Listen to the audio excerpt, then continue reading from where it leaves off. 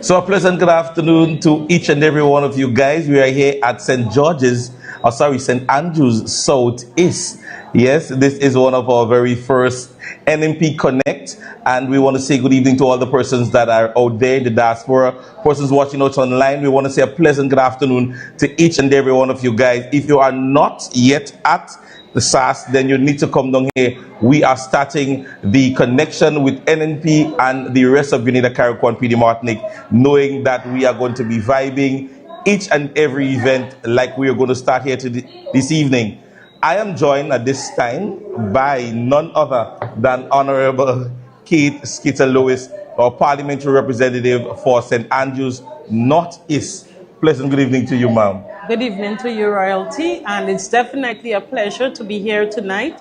Of course, to support my political leader, the MP for this constituency, and of course, Team NNP as we restart our meetings under the theme NNP Connects. And I love the connect part. Yeah, yes. We take your way and we give everything light. There was a time, honorable member, that you were a young rookie within the NNP, as we would say. But at this stage, there have been a renewed NNP, and you can consider yourself a veteran now. How is that change, or how that change has been in you have served before the transition and what you're seeing now?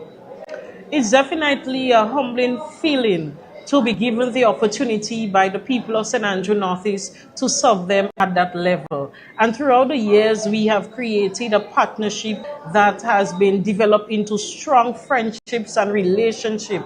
And of course, starting off about 8 years ago, it was a smooth transition, as most people said, coming from a career of teaching, already understanding somewhat the public service, right, and moving into the frontline politics. There has been challenges along the way, right, but for sure a level of experience was gained, and working alongside, you see, experienced politicians and Prime Minister like Dr. Kit Mitchell, Gregory Bowen, Oliver Joseph, working alongside them gave me that level of experience and understanding of how to navigate the political arena. And as you said, I'm a little veteran now. Yes. So that has changed, and now you are renewed to see, I mean, what we see now, develop young persons, as you said yourself, transitioning from one to the other.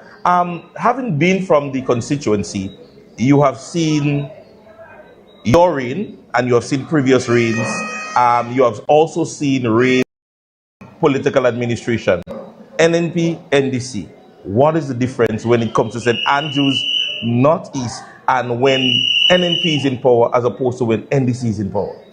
Definitely a major difference from the two administrations. Yeah. And you don't have to take my word for it, but you could go down on the ground and meet the people of the constituency.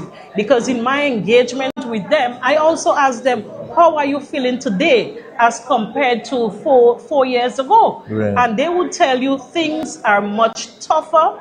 Government resources are so difficult to access, and there is a level of disrespect in trying to access those resources, something that they had never had to go through when we are in the leading administration. But as I encourage them to remain strong, be resilient, don't give up. The businesses are complaining, the guys on the block, the ordinary people, single mothers, it's just difficult to make ends meet on a daily basis. And then they would bring you back to 2008, right, when this present administration was the leading administration. Yeah. And they clearly remember the difficulties, and it's even worse now than in 2008. Yeah. So there is no doubt about it. When our administration, the NNP administration, is governing this country, things are much easier, resources are easier to access, and that is why the mood is there. The people are ready for our administration to regain governance of our country. Lovely. Yes. And a lot of persons, Kate, don't understand your constituency, and they always mention St. George's Northwest and St. Mark's as an NNP territory, and not understanding that your constituency goes way back based on my understanding, Yes, in yes. terms of that constituency having always elected NNP candidates. Yes. So it goes way back to yeah. 1995. Right. Yes, the New National Party has held on to St. Andrew Northeast for such a long time because the people understand and believes in the policies of our party. They know that our party understand the challenges they face. We relate to it. We connect with them. Right. And we find ways to bring benefits to them. So they can always count on the New National Party for being there for them in the times of need. And that is why, over and over again, but of course it comes back to the level of representation that we bring to our people. It's a kind of grassroots representation where we stay grounded and connected to our constituents. And when you speak about grounded, yes, literally. Yes. Just before we leave, one thing that you want to remind or reassure the persons of St. Andrews Northeast when it comes to your representation, your re-election, that they can be rest assured that, hello, the choice is none other again than the NNP and Kate Skitterlose. Yes, first of all, I want to say to my dear constituents of St. Andrew Northeast that I'm truly grateful for the love, the overwhelming love and support that they have shown me throughout the years in my time as the representative. We have built a strong partnership, as I said before, a strong foundation, and I can tell them I feel very humble, but at the same time, I'm passionate about serving them. I'm happy for the opportunity, and as I put myself forward again, I ask them yet again for the support because they can guarantee that with the New National Party and Kate Louise Peters, that strong representation will be met and they can guarantee that their needs will be dealt with. All right. So, folks, I guess all that is needed is registration. Check the voters list. Subscribe to the NNP Facebook pages and follow the information that is credible on our pages. You can also check out Kate's speed because she's always posting. I saw you reach up to 1 million the other day. Wow. So folks, it's definitely a time where we want to connect with our people, and there is none other to do that in St. Andrews Northeast than Honorable Kate Skitterlose. So thank you so very much, and all the best as we get ready for another wonderful evening. Thank you, and all the best to you. All right. So, folks, we're going to continue right here. We'll be joined by other persons in a very short while. And so we'll get back in a very short while.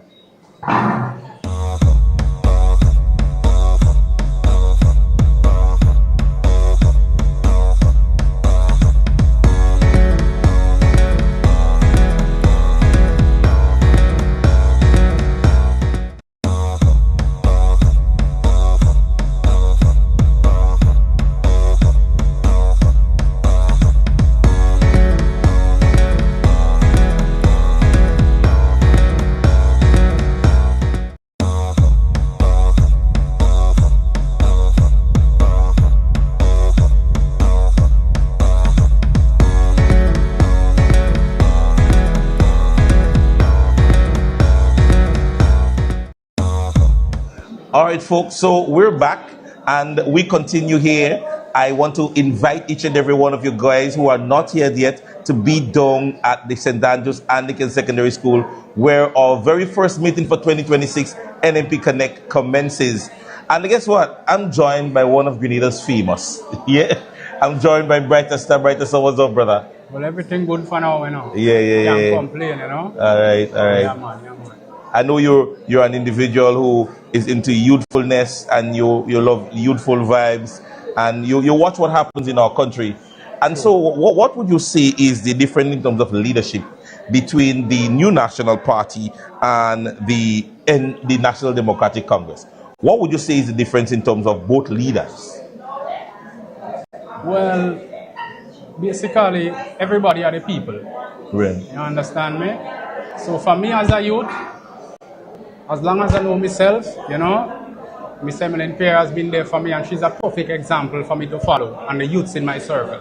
Right. So when it comes to NDC, I don't really have no background on them, so I can't really tell you much about them. Right. But to me, and my perspective, Emmeline Pierre has been a real good example for me to follow. She has been a motivator to me.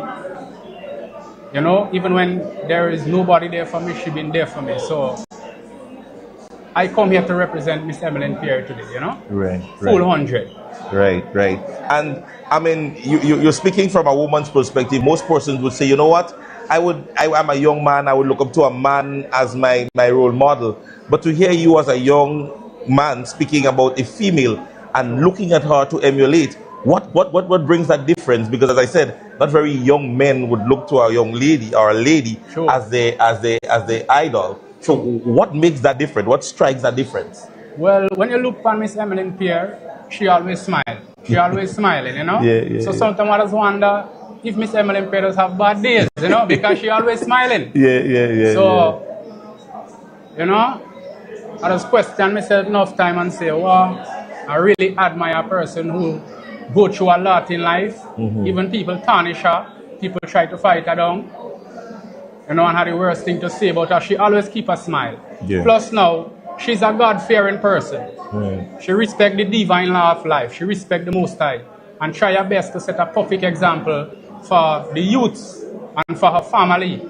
You know, and for the whole NNP party. So I respect a person who is God-fearing. That is one of the most respectable thing about a person, you know? Which she gained my trust about that. Right. You see it? And secondly, as me tell you, she been there for me mentally. You know what I'm saying? Spiritually also. Even enough time in life, you know, I go through me hard time and me call Miss Emma. But she's like a murder to me, you know what I'm saying? And me call her and me say, she give me a motivation enough time because if it wasn't for she, right now I would have been in prison or some kind of, in a worse situation, man. So me always give thanks to Miss Emmeline Pierre, man. Not only me, the youths in my circle. You know? And speaking of youthfulness, you did speak as it relates to, you know, where you could have been, right? True. Now, we see what is happening in Grenada right now, right? Yes. And that kind of leadership that you're speaking about is what you would want to see persons up there emulating so that our young people can, you know, be in the right direction. What would you say to young men, especially out there right now in Grenada? Well, most of the youths, them, the advice I have for them, empower the mind.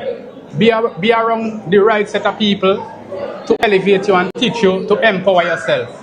You know? Because I don't must give you a fish every day. I could teach you to fish now. So when I'm not around, you will empower yourself. So Grenada right now, you have a lot of crime in Grenada right now. A lot of undereducated people. We have a lot of poverty. We have a lot of drugs. We have a lot of guns. We have a lot of violence in Grenada right now. And the only thing to help the citizen of Grenada right now is knowledge, empowerment of the mind, knowing good from bad. You know? And you see, corruption is a thing. It does slow down somebody's transformation in life. So the people of Grenada have to love corruption. For example, it don't matter my political stance in life. If you do good, you do good. You could be NNP or NDC. True. Anytime you can see the good in nobody, you are corrupted. And your growth in life shall be cut off. So we have to give people who do good, and who do bad, they do bad. So let us be just. Right. And I like that point. My takeaway from this is, you see, when you have people that just can't say, watch me, thumbs up, I think something is wrong with you. Yeah, man. Good leadership don't come to bring down. Good leadership is to elevate and uplift. Whether them is NDC or NNP. Because you come to motivate the whole of Grenada. Right. You overs, and that one me respect Miss Emmeline Pierre. She always motivate the youth, no matter where you're from or where you come out, Miss Emmeline Pierre is a good one. And right now, we get a chance to do something good for Grenada right now, which is Miss Emmeline Pierre as the Prime Minister right now. I cannot sit at home, I come out to work, you know. And I say, nah, let me come here and go and give Miss Emmeline Pierre a strength. Because at the end of the day, if me call her Miss Emmeline Pierre, she go make something happen to me still. So I cannot sit down home and be hypocrite. I have to come here right now and give Miss Emmeline Pierre the support. And I will advise every youth from St. Andrews right now and every youth out of Grenada right now to come support Miss Emmeline Pierre and let us do something magnanimous for St. Andrews. Because nothing good now go on for St. Andrews for the past few time, you know. Right. You know? So, I mean, it's a call not just in just you speaking, but you speaking a personal story. So it's not just you coming here and say, oh, just vote for somebody, but I guess it is personal. And that is what is important to persons, knowing that you can go through something and that person or persons can assist you. So, brother, it is always one Emma, never two, never one two, Emma. You understand? So it was a pleasure, brother. So we are wrong, we go vibes. Yes? Thanks, yeah? So yeah, folks, as you heard it, Brighter Star here. We're here at St. Andrews, Southeast, and we are at the St. Andrews Anglican Secondary School. Our NNP Connect 2026 has commenced. So guess what now? Get registered, check the voters list, subscribe to the NNP page, follow the different candidates. We have 9 already selected, and guess what? There is more. This is the story of the new National Party rescue missions, always ready to rescue Grenada with resilience, courage, and unwavering leadership. Founded in the early 1980s during a time of great uncertainty, Grenada was still reeling from the aftermath of the revolution, especially the violent way it ended. Fragile and yearning for stability in 1984, leaders from across the region gathered on Union Island with the 3 existing political parties in Grenada at the time, namely the Grenada National Party, the GNP, led by Herbert Blaise, the National Democratic Party, the NDP, headed by George Brizan, and the Grenada Democratic Movement, GDM, headed by Dr. Francis Alexis. That meeting in Union Island resulted in the formation of the new National Party, the NNP. At the inaugural meeting of the newly formed NNP, Herbert Blaise was elected as the political leader, with our present leader, Dr. the Right Honorable Keith Claudius Mitchell, appointed as the General Secretary. In December 1984, the first parliamentary general elections post-revolution were held. The new National Party won 14 of the 15 seats, and Herbert Blaise was elected Prime Minister. His vision was a united Grenada, with key pillars being economic and infrastructure development, tourism, and strong international relations. His humility and dedicated service to restore our democracy and rebuild our institutions will always be etched in our history. Internal differences between the leaders of the 3 parties that formed the NNP saw the exit of George Brizan and Dr. Francis Alexis in 1987. They subsequently formed the National Democratic Congress, the NDC, with George Brizan as the political leader and leader of the opposition in Parliament. By 1989, Dr. Mitchell became the leader of the NNP. In 1990, the NNP lost the general elections to the NDC, and Grenada was again faced with major challenges.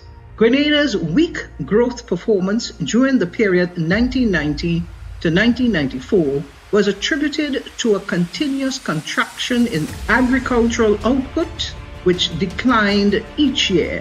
In addition, the construction industry experienced a major contraction in 1992 due to the sharp fall in public sector investment. In 1993, output declined in the mining and quarrying, construction, and manufacturing sectors, as well as in agriculture. Gross domestic expenditure declined continuously from 117.4% of GDP in 1990 to 102.1% of GDP in 1994. By 1995, the new National Party was called upon by the people of Grenada to perform its second rescue mission under the leadership of Dr. Mitchell.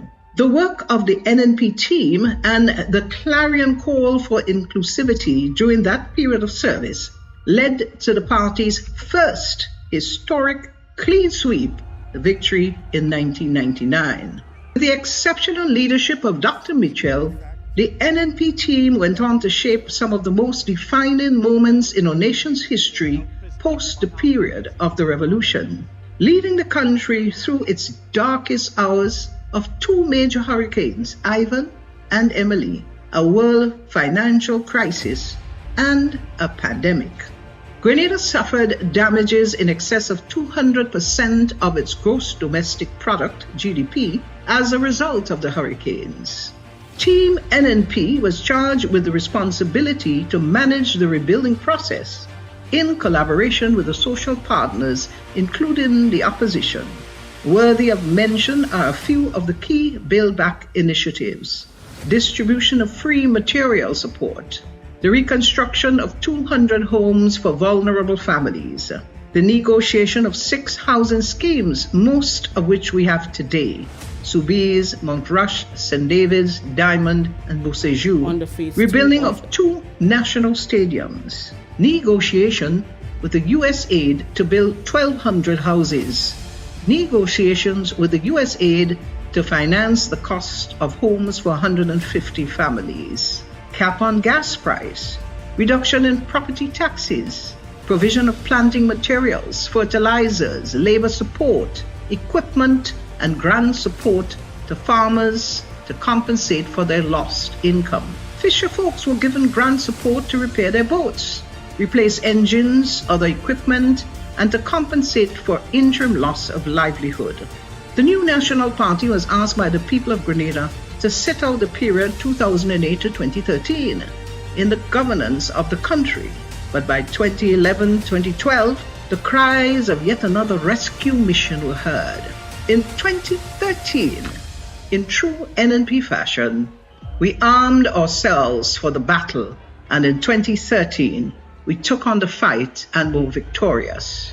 From his first entry into Parliament in 1984, Dr. Mitchell's leadership became a symbol of progress, leading to 2 more historic electoral victories in 2013 and 2018, where the NNP won all 15 seats. A powerful testament to the unwavering trust and confidence of the Grenadian people. This era of the NNP saw heightened collaboration with our social partners to craft a homegrown structural adjustment program. The key objectives of this program were increase growth, restore fiscal and debt sustainability, strengthen the financial sector, while ensuring that social safety net programs such as the Support for Education, Empowerment and Development SEED program better targeted poor and vulnerable households, and that a targeting instrument was utilized to more objectively identify beneficiaries. During this rescue mission, Team NNP reduced unpaid claims of $100 million and had an average GDP growth rate of 5% and above consistently. The national debt was significantly reduced, moving from 108% of GDP to 57.7% before COVID-19, a drastic decrease in unemployment from over 40% to under 15%. The NNP spearheaded the construction of 2 national stadiums, expanded the cruise port to accommodate over 300,000 visitors annually, and upgraded more than 1,500 kilometers of farm roads, making life easier for our farmers and boosting agricultural production. In the realm of social progress, the NNP's legacy is undeniable. We brought clean, potable water to over 95% of households, expanded electrification to rural areas, and revolutionized telecommunications, making high-speed internet accessible to schools and homes across the nation. Education was a cornerstone of the NNP's commitment to the nation. The government awarded over 3,000 scholarships, providing access to higher education for students who would otherwise not have the opportunity. Through programs like the Imani, Empower, Project Fly, Youth Biz, Aspire, Reach, and Youth in Agriculture, the NNP empowered thousands of young people with skills training, job placement opportunities, and the chance to build a better future through scholarships and other support programs. During the COVID-19 pandemic, The NNP protected the livelihoods of thousands of Grenadians through physical measures that stabilized the economy and prioritized public health. Over 7,500 families benefited from housing initiatives, and as of June 2022, the NNP was paying pensions to 2,200 retirees with an average annual budget of $75.4 million. These victories were more than just political successes. There were endorsements of NNP's dedication to the people of Grenada. Dr. Mitchell's leadership brought about significant economic progress. Today, Grenada finds itself at another critical crossroad. The current NDC administration's mismanagement has weakened our economy, eroded key institutions, and undone much of the progress the NNP worked so tirelessly to secure.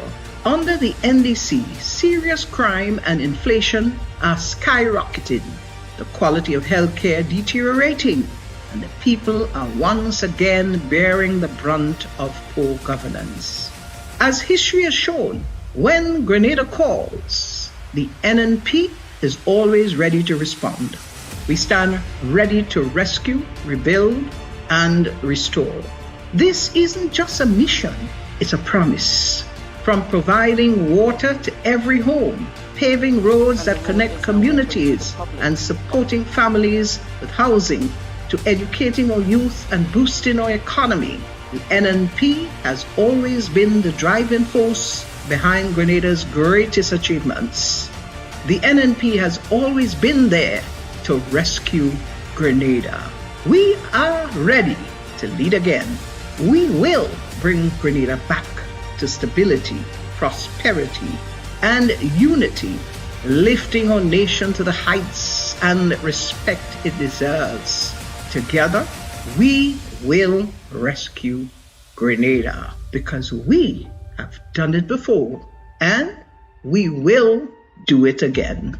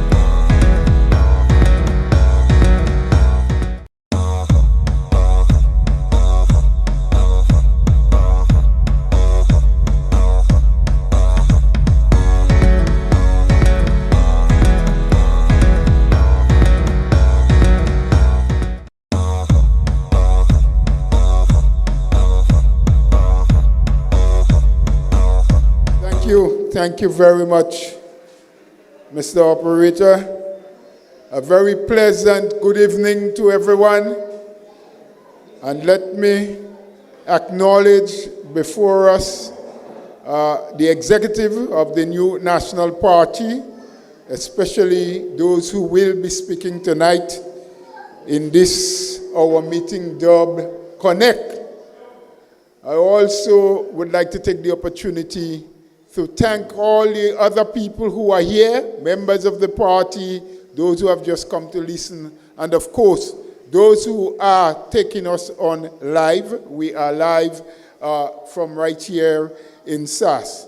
But as per usual, we never start or engage ourselves in any of these kinds of functions without first acknowledging that God is amongst us, and to ask on him for his mercies and his blessings and for guidance as we go through tonight's meeting.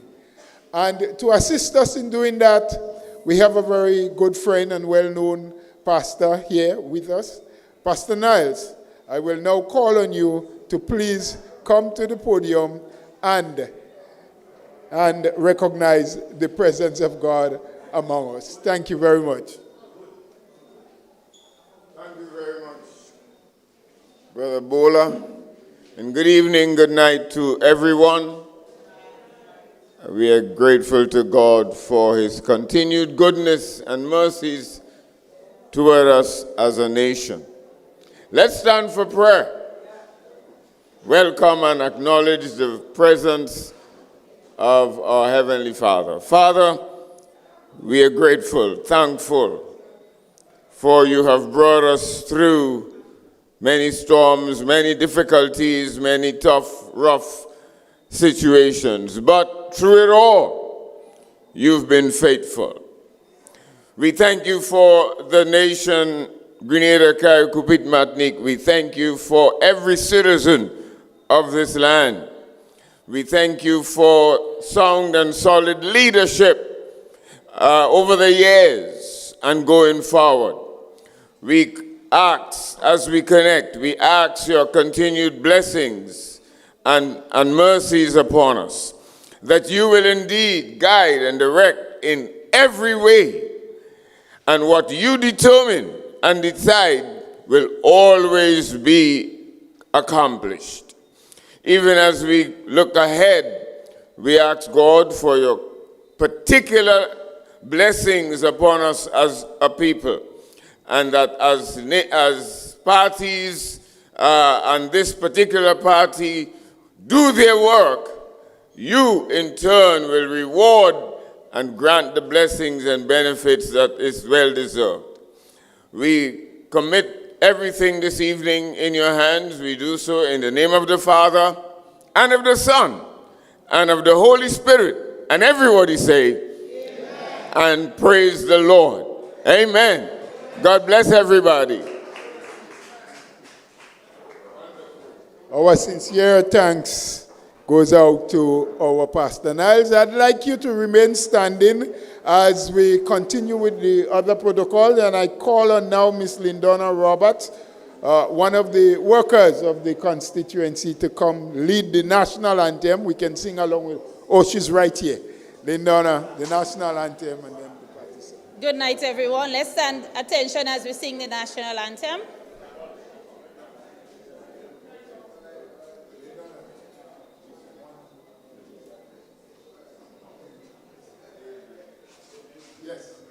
We were about to pay tribute, and in comes our chairman, Dr. Mitchell. Good. So, Hail, Grenada, land of ours, we pledge ourselves to thee. Heads, hearts, and hands in unity to reach our destiny.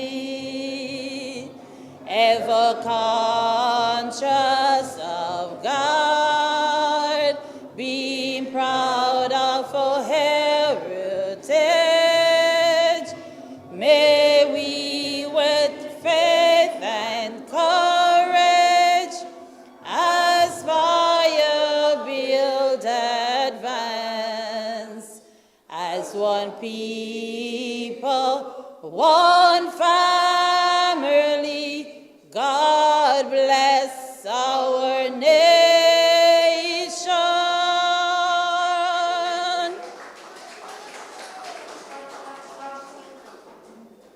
We all sing the party song. Don't be seated. Let's stand. Oh, you can count on me, working for my party. Faithful I will be. I will fight with all my might, working for the NNP. Oh, you can count on me, working for my party. Faithful I will be. I will fight, oh yeah. with all my might, working for the NNP. Please have your seat. We thank you very much, Lindona.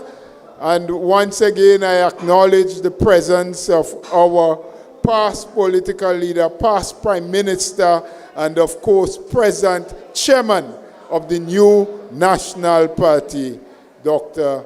Mitchell. If there were any other executive member, nationally or from the constituency, who came in after, I also acknowledge you. Now let us move straight into the business of tonight. As we've said, we are starting a new series of meetings. That is nothing new to NNP. We always meet the people. We always bring information to the people. We always come to the people to receive information from them likewise. Our political leader is going to be with us shortly. She had another activity to attend, so don't be worried. She'll soon be here. And of course, we want to expose tonight the silence, the total silence. Does it worry you that so many things are being done or not done? We are hearing about quietly in little corners, but there's no real report. There's no one to talk about it. And so the first speaker tonight to speak to us on the silence, the deafening silence on youth affairs, what's happening to our young people, or what is not happening, what is the government doing or not doing, is a sister who came on the scene, and she has made waves. She has made her own footpath. And of course, tonight, she's now not just caretaker, but candidate Nolene Thompson from the constituency of St. David. You're registered to vote. You're registered to vote. You're registered to vote. Raise your hand and speak the truth. You're registered to vote. You're registered to vote. You're registered to vote. Tell them we don't put in out the green. We don't put in out the green. We don't put in. Our chairman, the Right Honorable Dr. Keith Mitchell, my esteemed colleagues, people of Grenada, Carriacou, and Petit Martinique, brothers and sisters, my beautiful, talented, but suffering young people of this nation. Let me start tonight by telling you about a young man I met recently on one of my constituency visits. A respectful young Grenadian, focused, disciplined, determined to build a future with his own hands. This young man was accepted to Nulo, a place where real skills are taught and real careers can begin. But here is the painful truth. He cannot commit to attend, not because he lacks interest, not because he lacks discipline, but because of circumstances no young person should have to fight just to access education. His mother is deceased. His father is a single parent working 2 jobs just to ensure that all 5 children have a roof over their heads. Every dollar in that household already has an assignment. Some mornings, his father gives him money for bus fare, when he has it. But it is not just this young man who needs to get somewhere. There are 4 other children, other needs, other sacrifices being made quietly. To attend Nulo, this young man would need to take 2 buses to get there and 2 buses to get back home every single day. That is 4 bus fares. So he tries to help himself. He does odd jobs here and there. He works when work comes. But payment takes time, and sometimes there is no payment at all. And when that happens, frustration sets in. Not because he doesn't want to go to school, but because he was given an opportunity and the system placed it just beyond his reach. Some mornings, he stands there asking himself questions no young person should ever have to ask. Do I attempt to continue this program, or do I protect my family from falling further behind? Or do I buy lunch today, or do I make sure I can get home? Too often, education loses, not because it is unimportant, but because survival comes first. That is the lived reality of many of our youth. And yet, we are told every day that our young people are the future. We are told every day that things are happening. But I am here to ask the simple question tonight: happening for whom? Because 36.8% of Grenada's young people are unemployed. That is nearly 4 out of every 10 persons under 30 who cannot find work. That is not transformation. That is not progress. That is failure. When I walk through the villages of St. David's, when I talk to students in our communities, when I see young people idle day after day, I do not see transformation. I see betrayal. Our youth are not short of talent. They are not short of ambition. They are short of skills training. Because we failed as a country to build and maintain the systems that prepare them. And let us be honest with the Grenadian people tonight. We import labor not because our young people are unwilling to work, but because too many of them do not have the necessary skills training required for available jobs. That is the truth. Our youth sit idle not because they are lazy, but because they were never given a fair chance to qualify. Friends, I recently spoke with a Grenadian living in the diaspora, a skilled professional, a son of this soil. He told me he offered himself free of cost to the current Member of Parliament for St. David to help train young people in any skill center that can be made available. No salary, no contract, just service. He followed up and followed up again and again. Up to today, not a word. And now even he feels frustrated because he cannot give back to the community that raised him. We talk about diaspora engagement. We talk about patriotism. We talk about national development. But when skilled Grenadians step forward, willing to give their time and knowledge, they are ignored. That is how opportunities are lost. That is how potential is wasted. That is how frustration grows among our youth and among Grenadians abroad who still care deeply about home. And that brings me to the Anglican Skills Training Center in St. David's. The facility has been in ruins for a long time. In a world where technical skills are the gold mine of the future, our vocational school is a graveyard. And what this government has done after all the campaign promises, nothing. No new vision, no new plan, just silence while our children's potential is buried under that rubble. In today's economy, technical and vocational skills are not optional, they are essential. When a skills training center remains abandoned, it does not just represent a broken building. It represents lost opportunity. It represents untrained hands. It represents young people sitting idle, not by choice, but by circumstance. Rebuilding that center is not about politics. It is about national responsibility.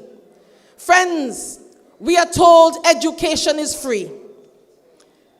But free education means nothing if students cannot afford the basic tools required to learn. Right now, in T.A. Marisho Community College, our local college, there are students enrolled in technical and vocational programs who cannot afford basic equipment, something as simple as a soldering iron. And so, what happens? Some students drop out, not because they lack ability, but because they cannot keep up without the tools. Others stay, but they are ill-equipped for the real world, graduating without hands-on experience, without confidence, and without competitiveness. So we ask ourselves, what kind of free education is that? If a young person is accepted into a program but cannot complete it properly, if they leave without the tools to succeed, then we have failed them again. That is how you build a skilled workforce. That is how you prepare young people for real jobs.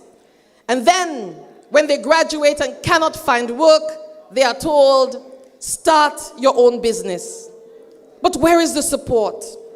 Where is the affordable financing? Where are the business development programs that actually work? Where are the concessions for young entrepreneurs and young farmers? Every barrier remains. Every cost falls on their shoulders. And then we wonder why frustration grows. When 43%, almost half of our young people are not in education, not in employment, and not in training, that is a national emergency. When your youth employment rate is among the highest in the region, you have failed as a government. Friends, at TAMCC, workers went on strike asking for what? Fighting for wages that the government agreed to but did not honor. Asking for a 5% increase that amounts to less than $100 for some of them. Is this how we treat the people training our youth? You cannot talk about investing in young people while refusing to invest in the people who teach them. Friends, this government can find money to travel the world, but cannot find the resource to honor a modest 5% increase for educators, or train, equip, and support the very generation that must carry this country forward. We are losing our best minds to brain drain, our brightest minds, our most talented young people. They're leaving. They're going to places that value them, that invest in them, that give them opportunities. Friends, youth crime is rising. Gun violence among young people has doubled since 2019. More than half of gun-related arrests involve people aged 16 to 29. Young people are turning to desperate measures. These are the things that are happening. We cannot afford to lose an entire generation, and we cannot allow this government to let it happen. Friends, our young people, again, they are not lazy. They are not lacking in ambition. They are not the problem. The problem is we have a government that makes promises it doesn't keep. A government that builds their personal brands but doesn't build vocational schools. A government that talks about youth employment while presiding over record youth unemployment. Our young people deserve better. They deserve training. They deserve careers. They deserve opportunity. They deserve a government that sees them as Grenada's future, not Grenada's forgotten. And let me say this clearly, my friends. When the NNP government returns, we will not abandon our youth. We will rebuild skills training. We will invest in vocational education. We will partner with our diaspora. We will remove barriers to opportunity.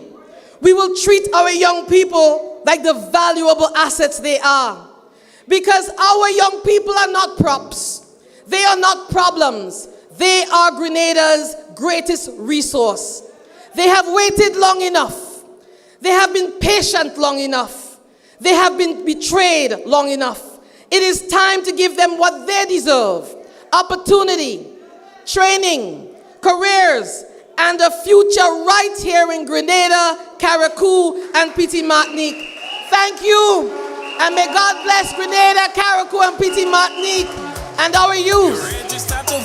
You're registered to vote. You're registered to vote. Raise your hand and speak the truth. You're registered to vote. You're registered to vote. Yes, we're ready to start to work. You hear it? Did you hear it? That was for us, Sister Nolin Thompson. Breaking the silence on youth. Yeah? Letting everyone know, if they had forgotten, to remind them that our youth is both the present and the future. And we have to invest in them and work with them. Thank you. Thank you very much, Sister Nolin. I hope some other people, as we are going live, are listening to what we are saying and, of course, being prepared to do something about it. But having just spoken about youth and spoken about gun violence and the crimes that we see, the majority of those who commit are between 16, as she mentioned the data, and 30. I would like us all to reflect and spend a moment of silence, remembering a youth who only recently was murdered. Yes? As far as I learned, a student of the SGU, from this very constituency, Croshu, to be exact. May we stand. May we all just stand for a moment of silence, remembering that and hoping and praying that we can see an end to such gruesome murders.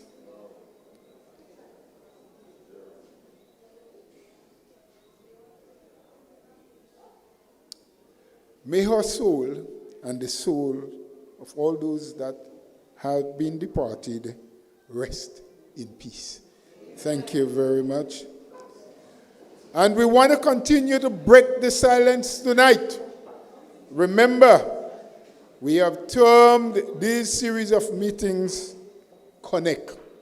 We want to connect with you. We want you to listen. We want you to understand. And we want you to break the silence. All of us, every one of us, has a part to play.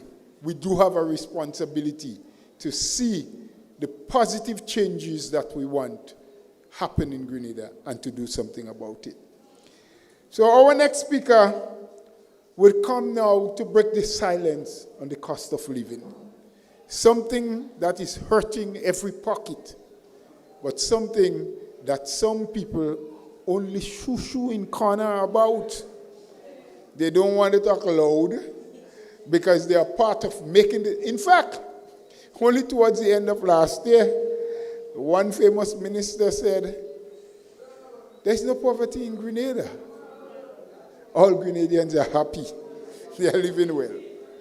But we have a gentleman who, for various reasons, and very good ones, is breaking the silence, breaking the waves. People are almost adoring him because they are happy that he has come forward and he's going to do what is best for Grenada. St. Andrews, Southeast, and SAS, I want you to put your hands together and let us welcome Dr. Adrian Joseph as he breaks the silence on the cost of living.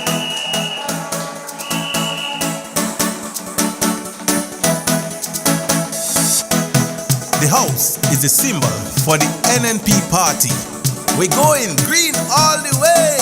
Green, we voting green. Green, we voting green. Green, we voting green. All the election day. Green. Good night, good night, good night, St. Andrews Southeast. Good night, St. Andrews Southeast. Is there love in this house? Can I hear from you? Is there love in this house? Kitaka, there's one thing I would like to tell you guys. The next time we have in a meeting, I prefer a cordless mic. I am one of the people, and I would like to be amongst the people every time. Love in the house. My friends, they've asked me to break the silence on the cost of living in Grenada. That is not something that I expect the new National Party, nor the citizens of Grenada, Carriacou, and Petit Martinique to remain silent about. So I don't have to break the silence. We know there is no silver bullet, a magic solution to this crisis, which targets especially the most vulnerable among us, we the people.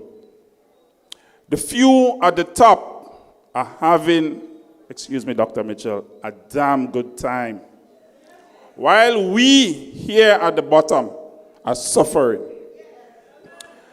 Who can relate? The single mother, the struggling worker, the low-income household, our small and micro businesses, persons in the public service where I come from, who earn fixed income, and of course, our seniors and pensioners.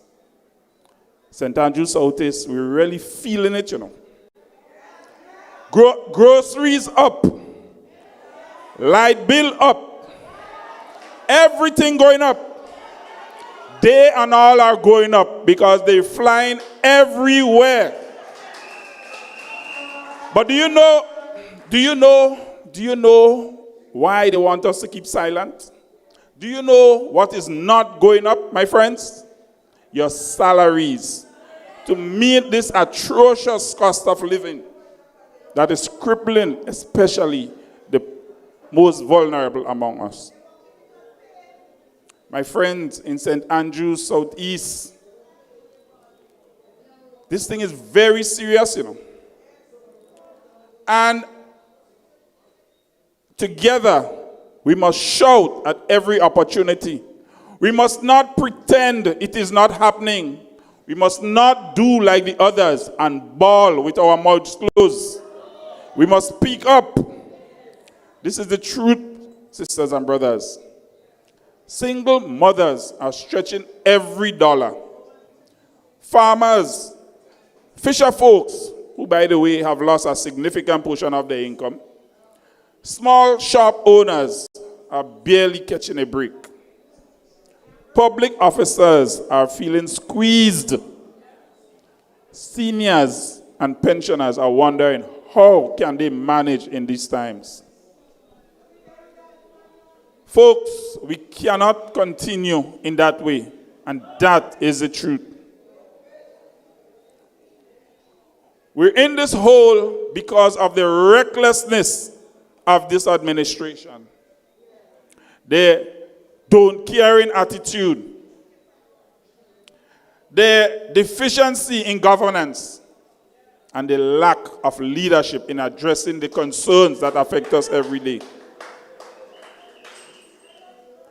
As I've said to many of the forums that I speak at, we can sit here all night and identify the problems. They've compounded it, and the list is very long. But me, I'm a solution-oriented guy. I'm focused on finding a way out of this madness. And do you know what is the first solution? The new National Party. Friends, we must get together and build resilience, not excuses.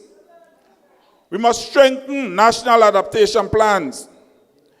We must give faster disaster grants, not a bag of promises.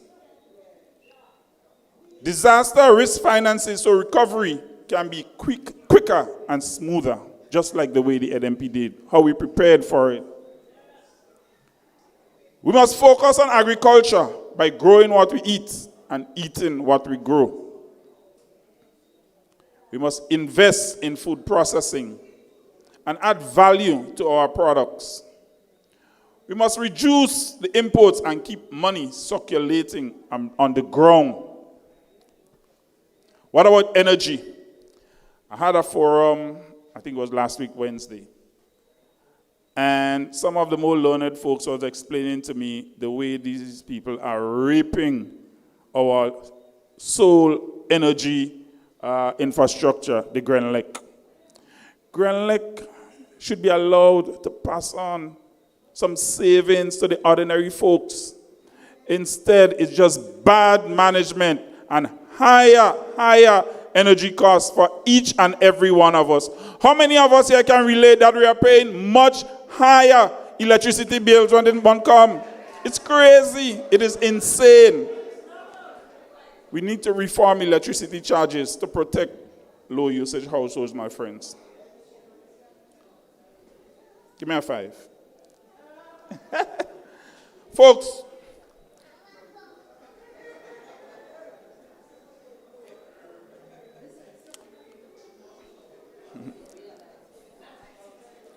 my good sister Nolene, she already spoke on the national youth training programs that we need. We need to upskill the construction sector, the agriculture sector, energy, trades. We need to retain skilled labor here in Grenada.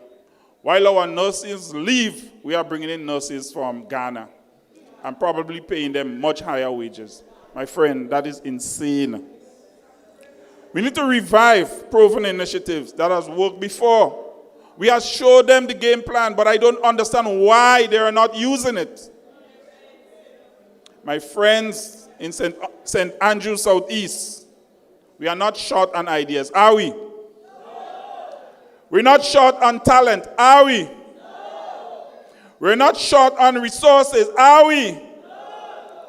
We are not short on proper management, are we? So, I say to you, let NNP bring experience, new energy. This organization knows how to steady the ship because we know, we've heard, Captain, the ship is? All right. Folks, we got to keep it real. St. Andrews Southeast, we are a strong people. We are a resilient people. But resilience don't mean we must suffer. So NNP is ready to lead once again with real solutions, real management, real results. We are going to get out of this terrible hole together. And with the support of the people from St. Andrews Southeast and beyond, we will get there. Now I charge you, you must go and do the work necessary for us to get there. You must get up and fight for a better Grenada. It will not come by sitting in your homes. We must go and work, build our networks, register, vote when the time comes. But most of all, we must go forward with love in this house. Thank you. Love in the house. Blessings.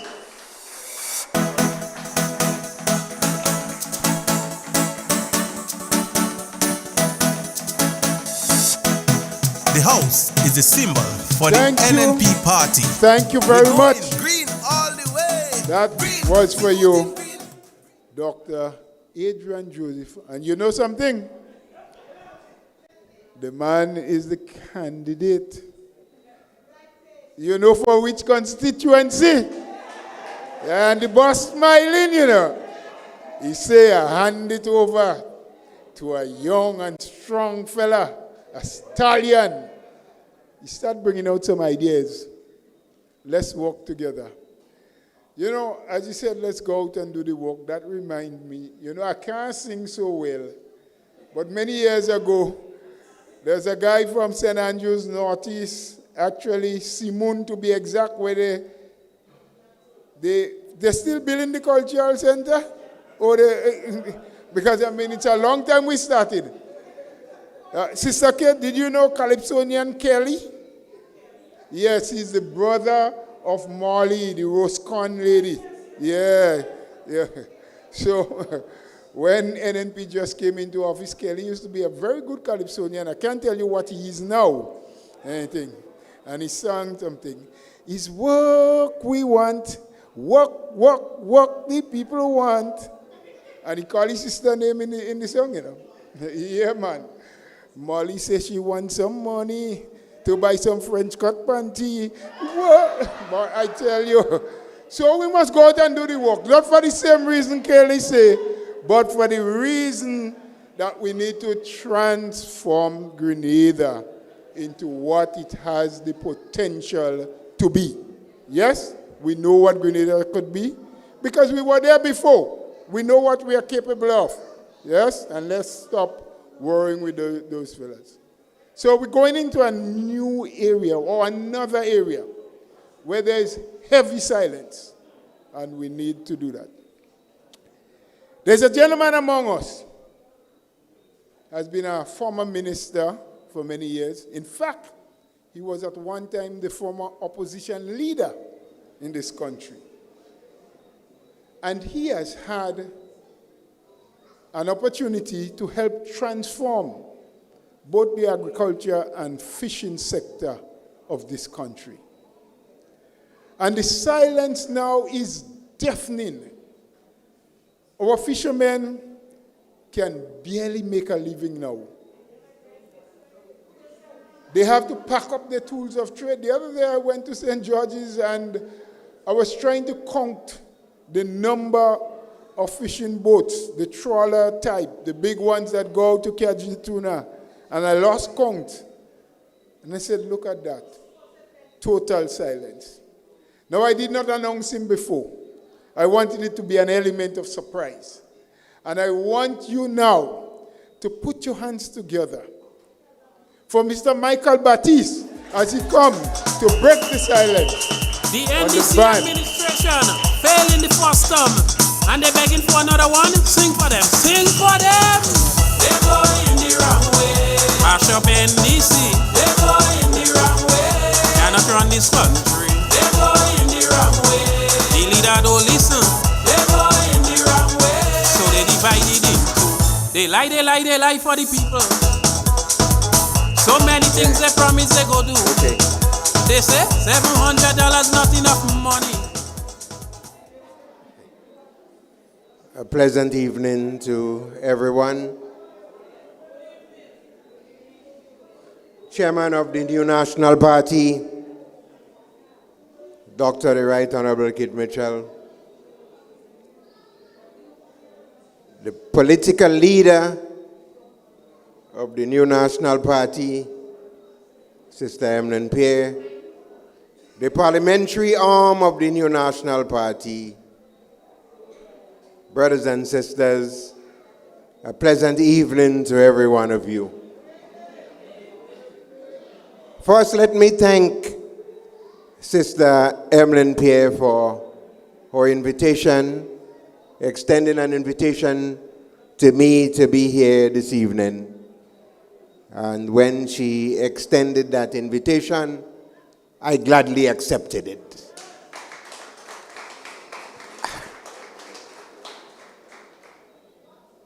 But before I go into the issues affecting Grenada, I must pay homage to a gentleman I have seen before here today in the audience. A man who has transformed Grenada, Carriacou, and Petit Martinique. You know, they use the word transformation very loosely. I remember in 1995, when Dr. Mitchell became the leader of Grenada, what happened at the time? I hear a lot of voices talking about nothing was done. And I'm wondering, well, where there was. When we look at Grenada today, from what it was then, and a lot of folks talk about the PRG, but when the PRG left office in 1983, we had a telephone system that when you want to make a call, you had to stay up all night until you could get a dial tone. And this gentleman I'm talking about here transformed the telecommunication industry.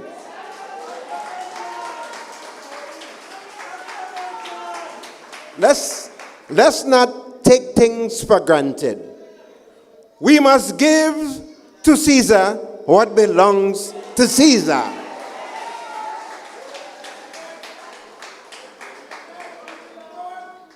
It is often said that a great leader is one who leaves his country in a better state than he met it. And if you agree with me here tonight that Dr. the Right Honorable Kit Mitchell have left Grenada in a better state than he met it, stand up and give him a hand.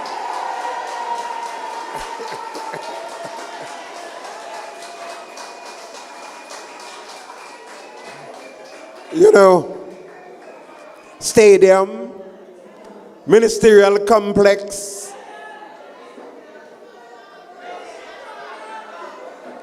road network across Grenada, abattoir in St. Andrews, fish market in St. Andrews,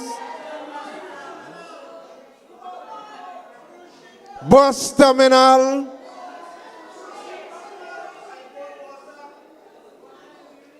and you know, it behoves me to ask the question, can you identify one single project that the National Democratic Congress have brought to Grenada, Carriacou, and Petit Matli?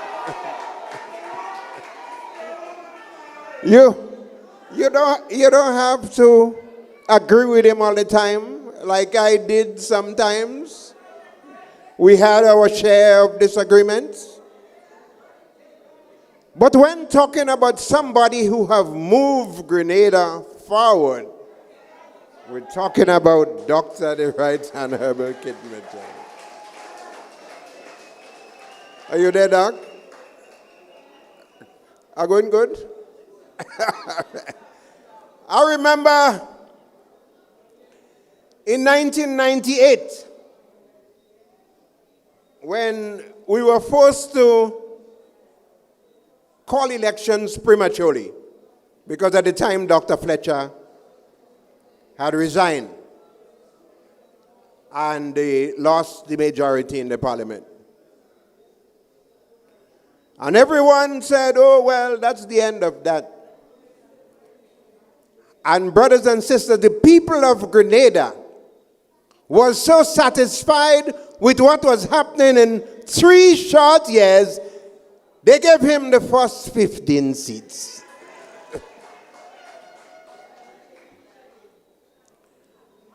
I'm saying all of this to say that the foundation have been set for economic takeoff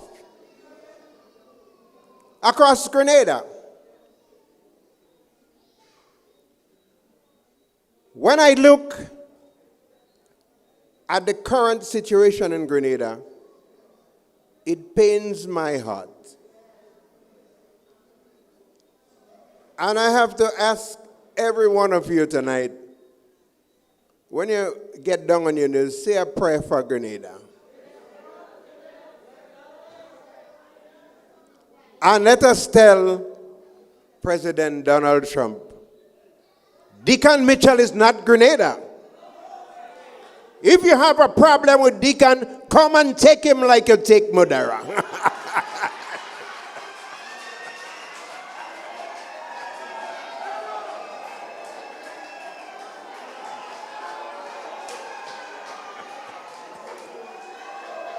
Are we there? Did you hear what I say? No, you don't. No, you don't. I am saying to you, but never in the history of Grenada have we seen a small island of Grenada under so much pressure from our great ally, the United States of America. We have so much ban. I don't know where to start. We have a travel advisory warning. And none of you here today can say that Grenada is not safe. But to the people on the outside, whose citizens have been wronged in Grenada, they are speaking a different language. Now, not long ago, you recall, 3 thugs escaped legal custody. Anybody in the police custody falls under the ambit of the Minister of National Security. We can't get away from that. And they end up slaughtering 2 innocent visitors on our shows. As I stand here today, not a word from the Minister of National Security. No address to the nation. No condolences sent to the families.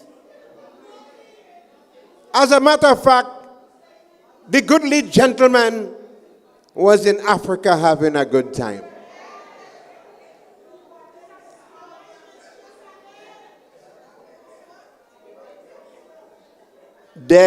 Shortly thereafter,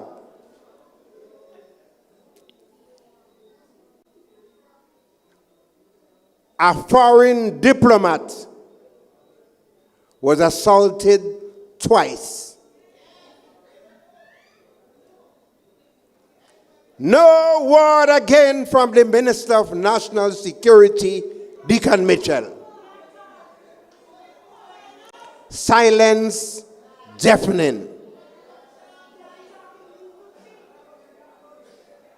So the United States of America decided to punish Grenada as a result of the negligence of Deacon Mitchell.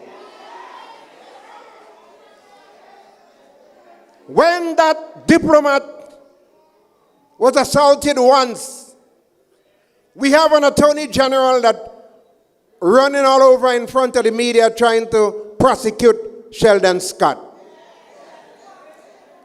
She should have been in the courts getting an order of protection against that individual to ensure that never again he visit the vicinity where that diplomat lives.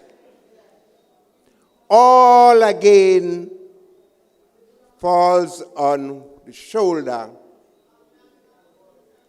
of Deacon Mitchell. We have a prime minister that just don't care. An arrogant, selfish, self-centered individual who are offering Grenada showmanship instead of leadership, brothers and sisters. So we are in the Southeast today, and we are saying that the time has come when you must ensure that your parliamentary representative here come home safely. And that she become the next prime minister of Grenada, Carriacou, and Petit Martinique.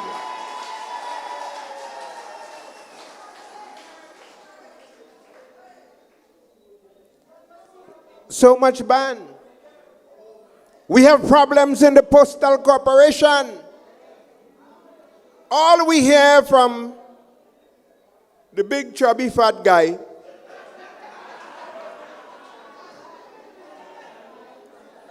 Did I say something wrong? Well, you know, he wasn't so chubby until the NDC get in office. Because prior to that, he used to be in Baltazar, in a little river tube in there. But since the NDC got into office, and he carrying a check from the stadium, a check from the checkbook from the Postal Corporation, he started expanding, brothers and sisters.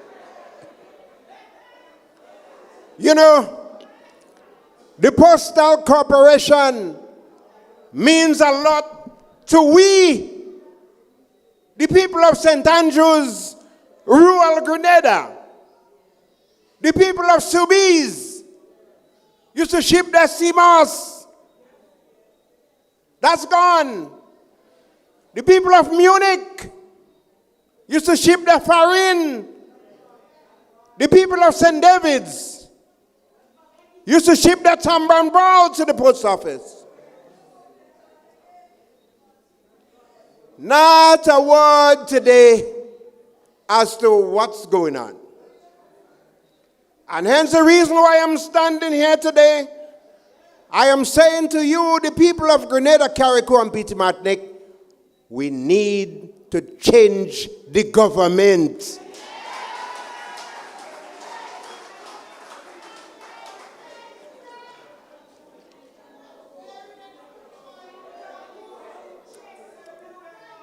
Visa restrictions.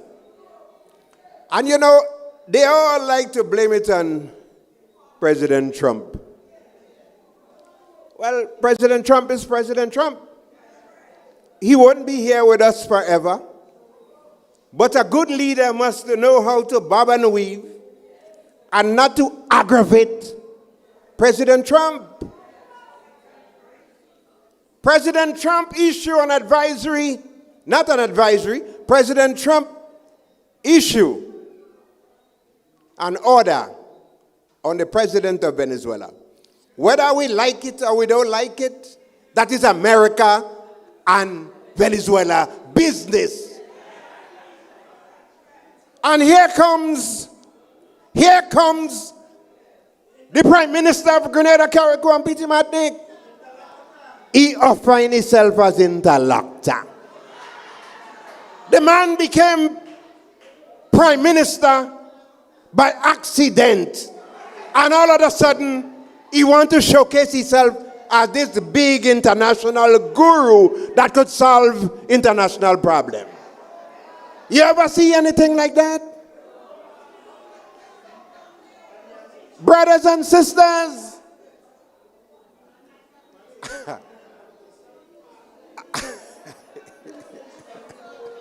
and you know, it's no joke.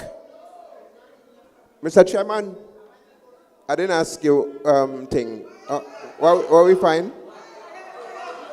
You find not talking? You find not talking too much? I don't know. Tell me, because I don't know if you bring me here tonight just to talk about fish. Is that what you do? So he offered himself to act as interlocutor between Venezuela and Grenada business. But here's the joke. The man have a minister of finance that has been sanctioned by the United States of America. They take a visa. And the only way he could attend a World Bank meeting or IMF meeting is if they bring the meeting to Isla Roon, my brothers and sisters. But here is this joker.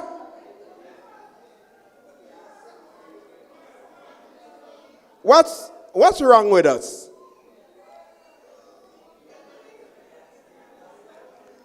Are you ready Are you ready not to get a female prime minister, but to get a prime minister that can invite herself in the feelings of the have-nots, the left out, the disadvantaged, the women, the people struggling on the bottom of the economic ladder, struggling for economic justice. Are you ready to make that move? So, Deacon Mitchell, and sometimes, the guy looking so innocent but so deadly.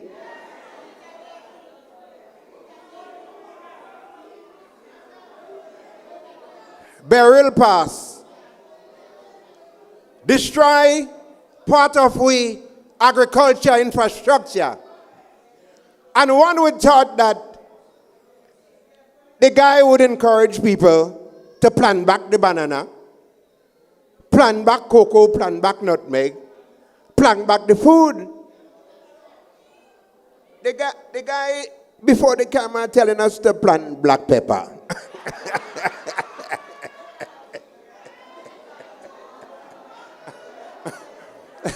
Could you imagine?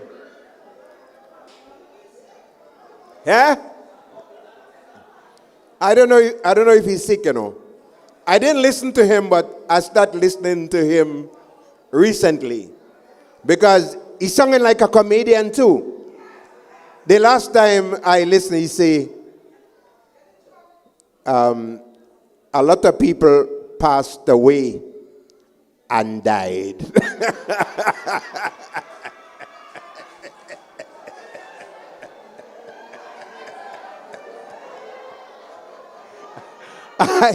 When he said that,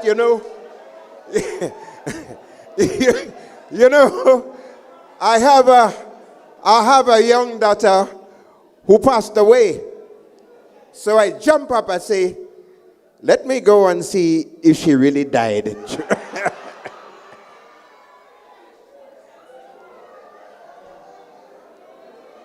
But let's stay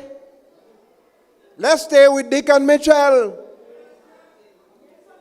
Because this is the man that's responsible for most of the problems with the United States of America that we're experiencing today.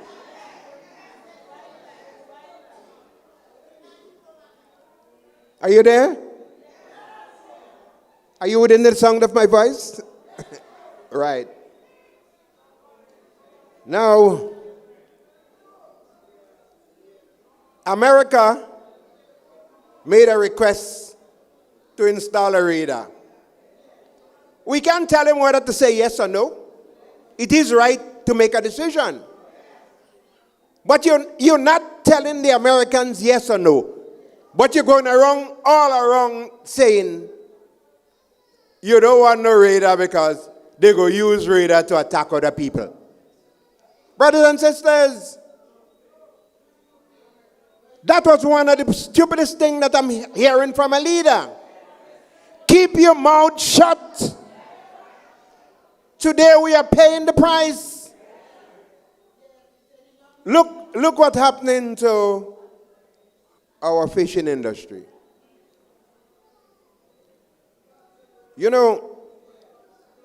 In 1995, Dr. Mitchell gave me the responsibility to develop the fishing industry in Grenada. And I'm very passionate about that. And I'm sure he do too. Because at the time, we were chopping fish by the roadside. When you pass through St. George's, Melville Street, you would see the heart of town, people chopping fish by the roadside. When you come to Grenville here, you would see all on the sidewalk, they're cleaning fish, go up, same thing. And we set out and developed a vibrant, lucrative fishing industry.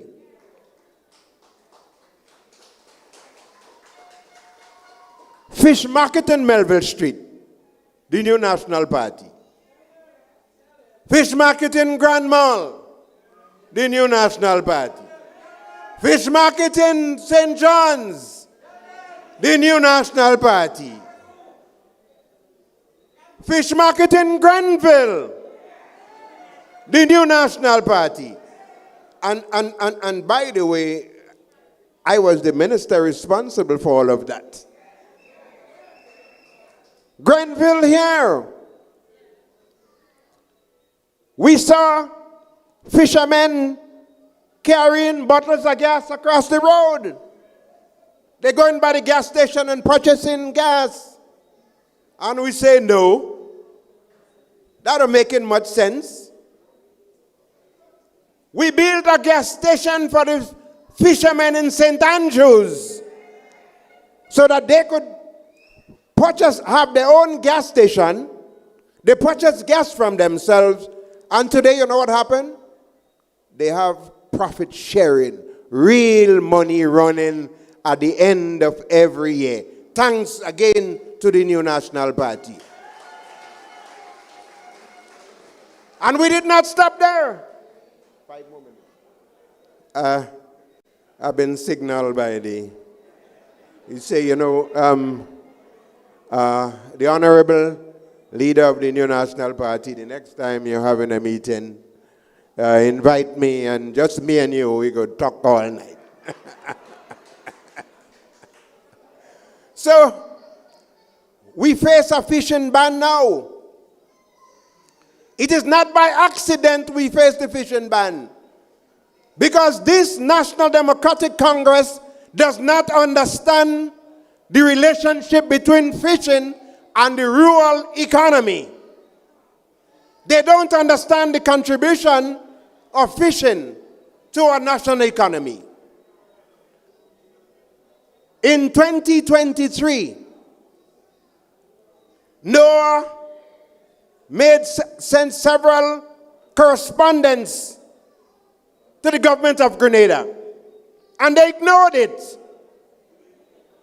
And then, yes, the government of Donald Trump contacted his ambassador in Grenada, and he said, the fisheries people are not responding to our many correspondence.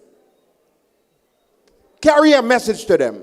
The ambassador went to them, and they told the ambassador they short staff. And at the time, there were two serious ministers,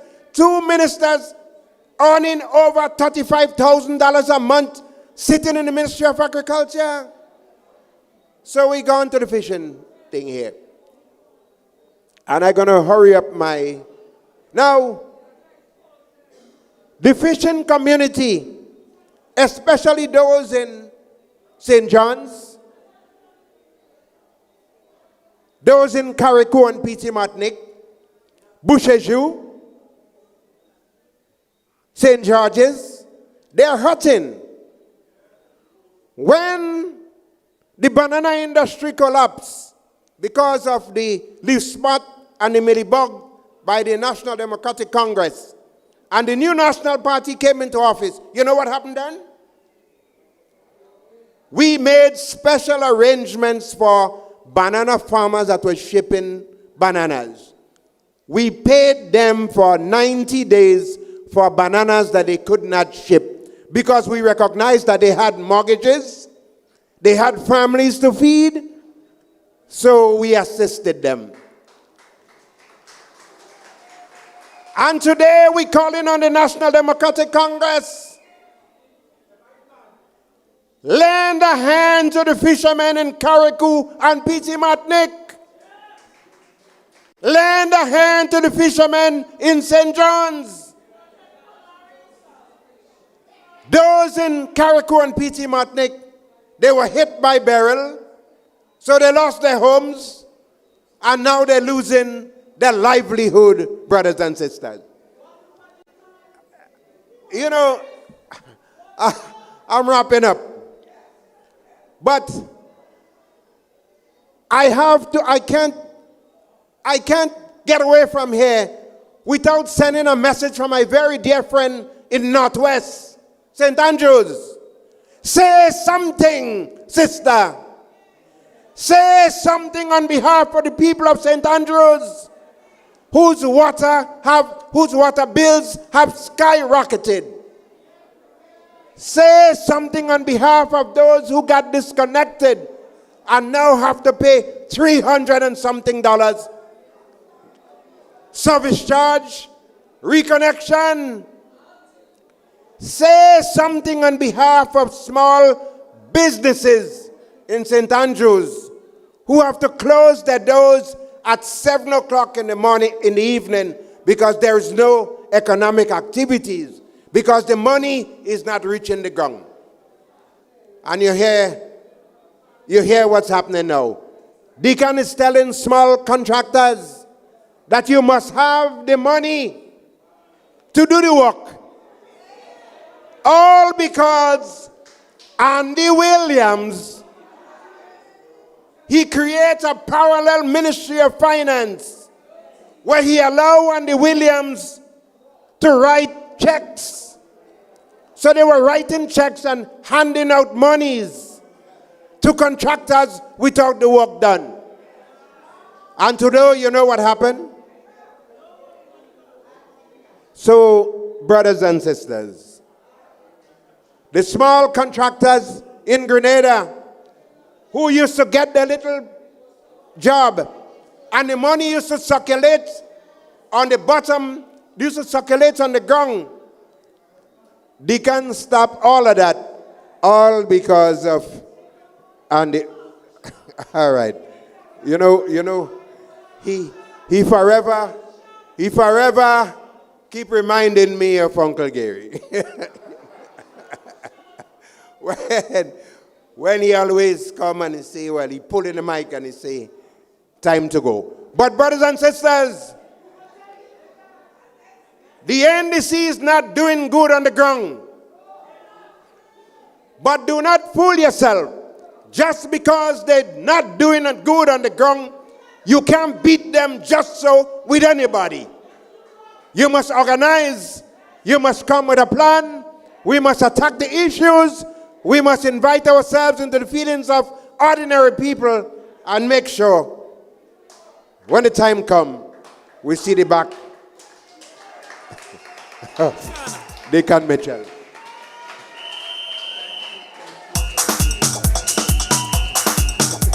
The NDC administration failed in the first term, and they're begging for another one. Sing for them. Sing for them. We heard it.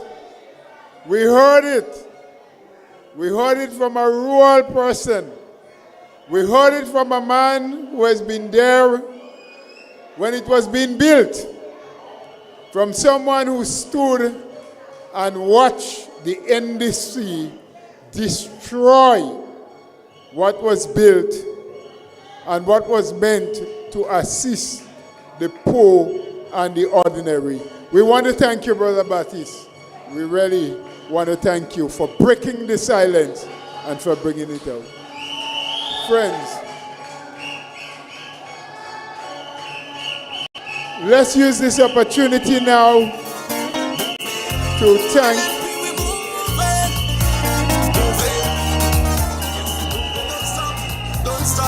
Don't stop.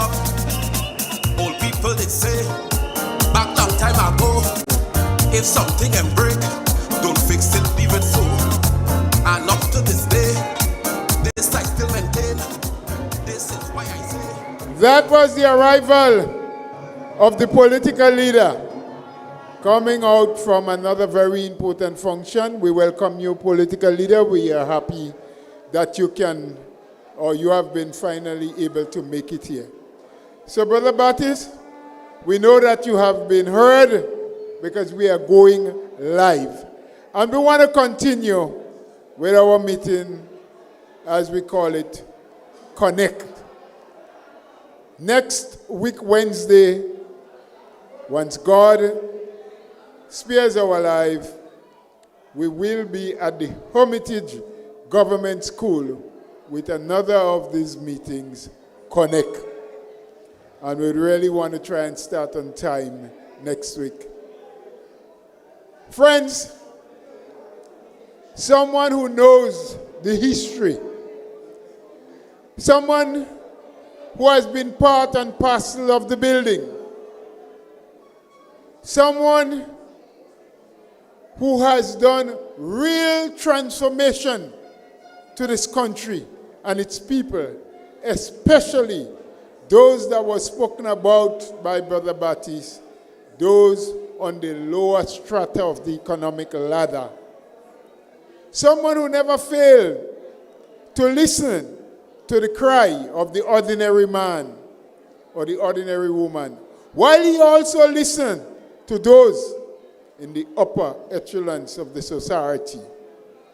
A man who has spent the better part of his life giving service to his country and his people. He will now come and talk to us and break the silence on the legacy of the new National Party, Dr. Kit Mitchell.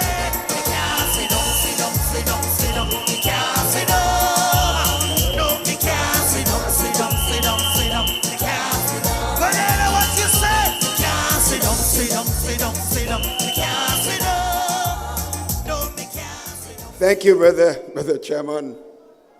And of course, let me recognize our dear sister, our political leader, and of course, the next Prime Minister of Grenada, Carriacou and P.T. Martinique.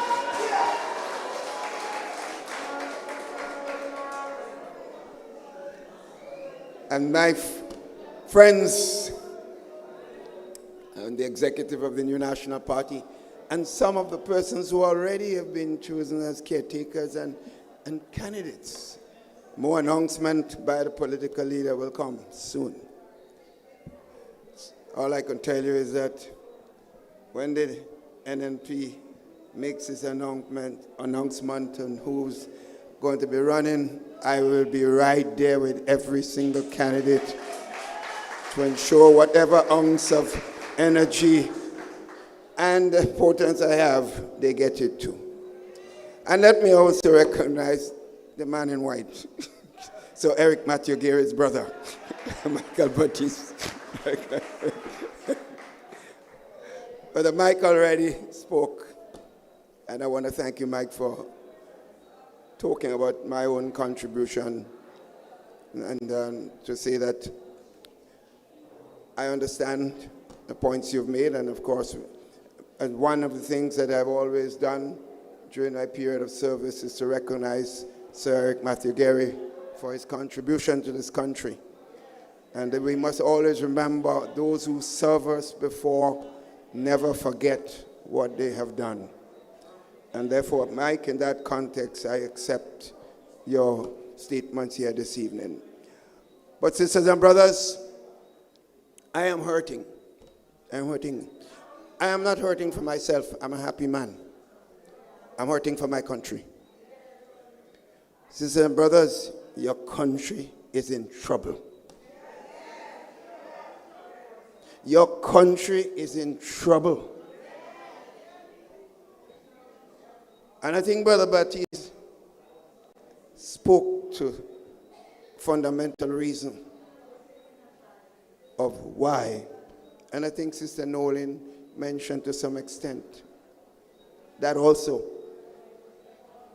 Is that anything in life, sisters and brothers? If you do not have a good captain, you're in trouble. Sisters and brothers, the NDC team may be bad, but the fundamental problem is the leadership of the new National Party, the National Democratic Congress, sisters and brothers. The National Democratic Congress leader, that is called a Mitchell. Dick Mitchell is a disaster for this country. And I'm making this point, sisters and brothers. You know,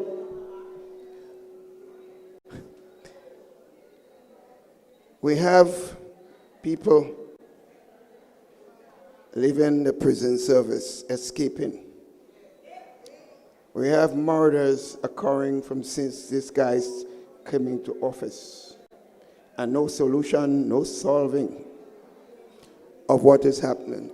Crime galore in the country, sisters and brothers. Sisters and brothers, you remember Janty? You remember Janty's death? What happened to that? What happened to that? Nothing. Remember our young brother, Nilon, from Brazan, my own constituency? Our young sister that just died, Sister Pierre, our leader, the next Prime Minister of the country, just came back as part of the candlelight support that they had there in Crowshoe this evening. Sisters and brothers, and some of them coming and pretending that they care. Don't care about me after I dead. Care about me while I'm alive. Do things to protect me so that I would not be killed. Create a country of stability. Watch over this country's security. Make sure people are treated properly. So this crybaby thing, after you gave Nilon the biggest coffin in the world, what the hell is a coffin when I'm already dead? Your policies and your lack of concerns and your lack of empathy is creating a disaster in this country. I go around the country, and to tell you the honest truth, I come back home broken. The pain, the suffering of the mothers. My brother Adrian spoke today about that. About the mothers, single mothers in the country who don't know where to go. Christmas came and gone, you did not know. Somebody said Santa Claus was passing, when he see Grenada, he just take a left and gone. You had an independence celebration, the stadium empty. Only some flags and some things you see. Nothing of substance. Nothing of substance, sisters and brothers. Nothing. Because you have a leader of the National Democratic Congress that simply has no feelings for people. And the NDC must take responsibility for this, because I don't know how you could choose a man to lead your party who don't even care about your own supporters. Because I know some of them balling. Some of them balling, they say with their mouth closed. But that is the state of our country, sisters and brothers. That is the state, sisters and brothers, in government. When we came into government in 2013, the country was in a state. But we recognized that we couldn't keep talking about what it was. And what it is was then. We had to start to work. And how did we start to work? And that's why I'm convinced Sister Pierre and the new NNP team will do precisely what we did in 2013 to bring back Grenada, Carriacou, and Peter Martinique. What did we do, sisters and brothers? We assessed what was taking place in the country. We look at the fiscal situation. Things were bad. We had to beg Trinidad to help us to pay salaries in June of that month when we came into government in 2013.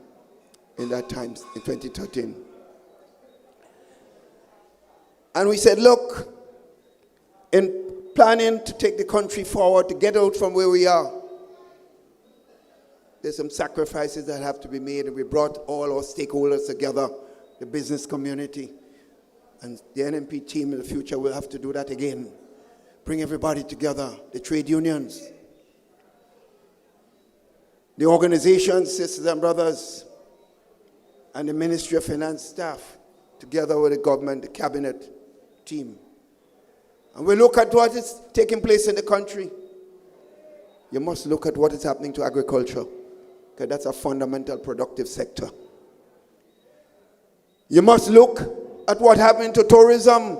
I was in a restaurant just a few days ago, and the restaurant owner told me at the first time, and that was a few days ago I'm talking about, the first time in our entire life as a restaurant owner, that the tourist season starts in the middle of December and it ends in January already. Where the tourists? Where? That's a productive sector. Agriculture in trouble. Tourism in trouble. Sisters and brothers. Your manufacturing sector almost non-existent because there is no incentive. There's no soft loans as people used to get during the period of the NNP. Because you have to create your entrepreneurial class, your small business sector, to help build on the productive capacity of the people of the country. You must do that. And at the same time, sisters and brothers, as you're building the productive sector of the economy, you must deal with education, because without a fundamental education system, the country is doomed. What is happening in our education system today? All teachers are balling. They can't get supplies. They have no direction. Sisters and brothers, you heard Sister Nolan talk about TAMCC, or Premier Secondary Tertiary System of Education. I was a product of that system. I would not stand in here if I didn't get this. But they're destroying the future of our country. At the same time, you must have a proper healthcare system. You know what's happening in your hospitals, sisters and brothers. I'm not saying that when NNP and past governments were perfect. There was always problems. But the state today is dismal. Most of us as black people, we suffer with hypertension. I do to myself. I have to take my tablets. You don't have basic blood pressure tablets. You can't get that. So if you go in that high blood pressure, they have to give you injection. There's no tablets. And they tell you, give you prescription to go and buy it. Sometimes you have no money. You're sitting in the hospital, sisters and brothers. I've had the experience going to visit family and friends. And the nurses and the doctors, they tell you they have little, no supplies. And like no one cares, no one listening. So your productive sector is in trouble, sisters and brothers. Your education in trouble. Your tourism in trouble, sisters and brothers. Your healthcare system in trouble. Your manufacturing. Where are we going, sisters? Where are we going? Where are we going, sisters and brothers?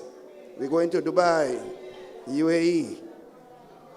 Sisters and brothers, that's why I am telling you here to date, sisters and brothers, that if we want to save this country and if we want to prepare a better life for our children and grandchildren, please get rid of Dick Mitchell and that NTC bunch as fast as possible. And I am ready to do everything possible to help in that exercise.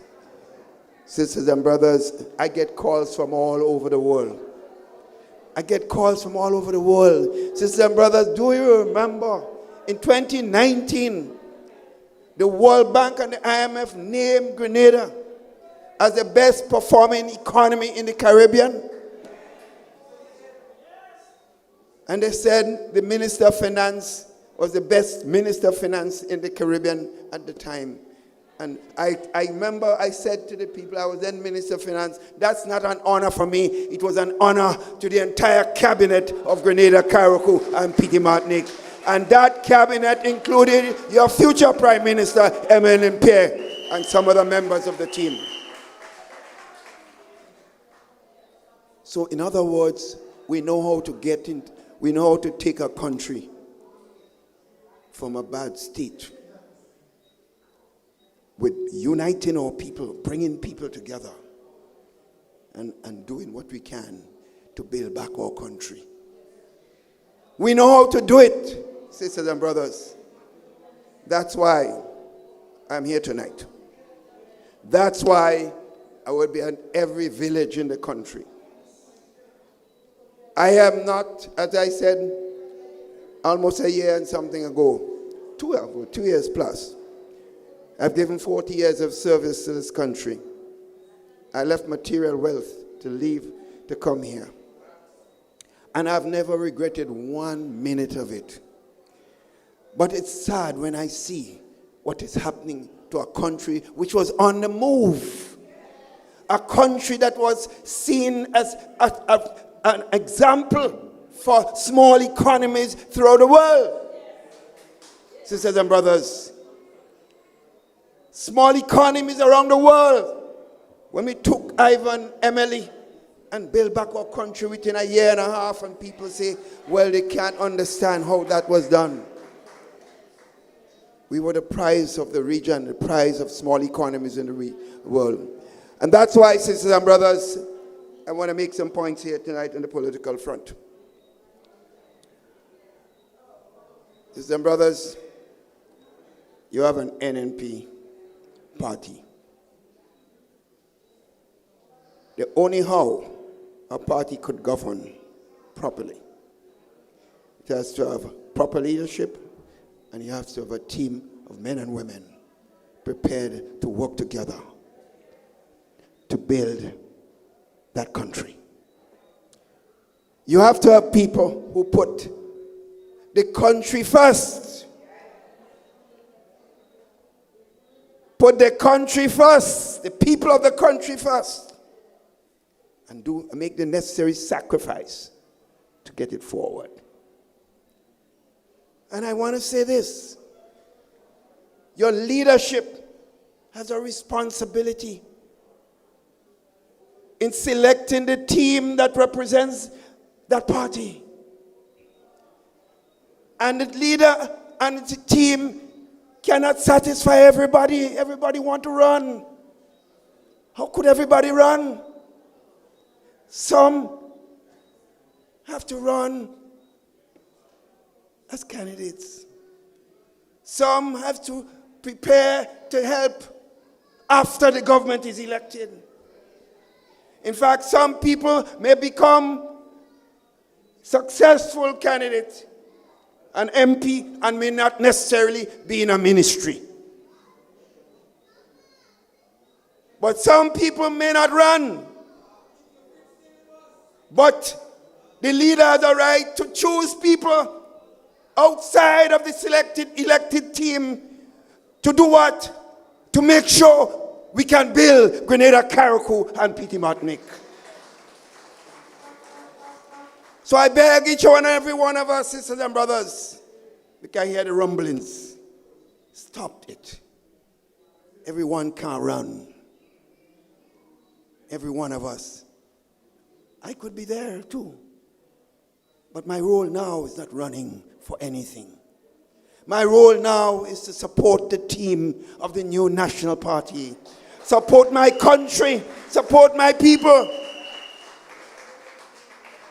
And I believe, sisters and brothers, people like Brother Baptiste and others who are here tonight are patriots who want to do the same thing, to build our country, to help our people to move forward. Not the personal things, sisters and brothers. So I make a special plea here tonight. When that team is selected, sisters and brothers, every one of us must march behind that team, sisters and brothers, because it's not about the leader. It's not about any one person. It's not about individual. It's about Grenada, Carriacou, and Petit Martinique, sisters and brothers. So, friends, it's your responsibility. These guys in power, they are not interested in people. They don't even care if quarter of the people vote for them. If they could steal it, they're stealing it just to stay in power, because they never are wrong people in the first place. They travel all the time. They don't be here. So if they disappeared 70% of the time now, if you vote for them again, you ain't going to see them. In other words, sisters and brothers, these people have no interest in this country. And that's why I'm saying to you, you see that voters list? Don't play with that. These guys will pad the voters list. They will pad the voters list, sisters and brothers, with names that you have never seen. You might see all kind of names, Chung, Wong, and Wong, Ping, and you never know. You never know. Look at the list, sisters and brothers. That's not a joke. Because they know if they rely on the people who are legitimately have a right to vote, they cannot be in government after the next election. And that's why I'm urging every one of you, stop thinking that we win already. We ain't win nothing yet. We ain't win nothing yet. We win after we do the work. We check the voters list. We make sure the numbers are correct. And then all of us will celebrate that glorious victory when the new National Party is returned to office to protect the destiny of Grenada, Carriacou, and Petit Martinique. I love every single one of you. Let's march together with our team, NNP, sisters and brothers. Thank you and good evening.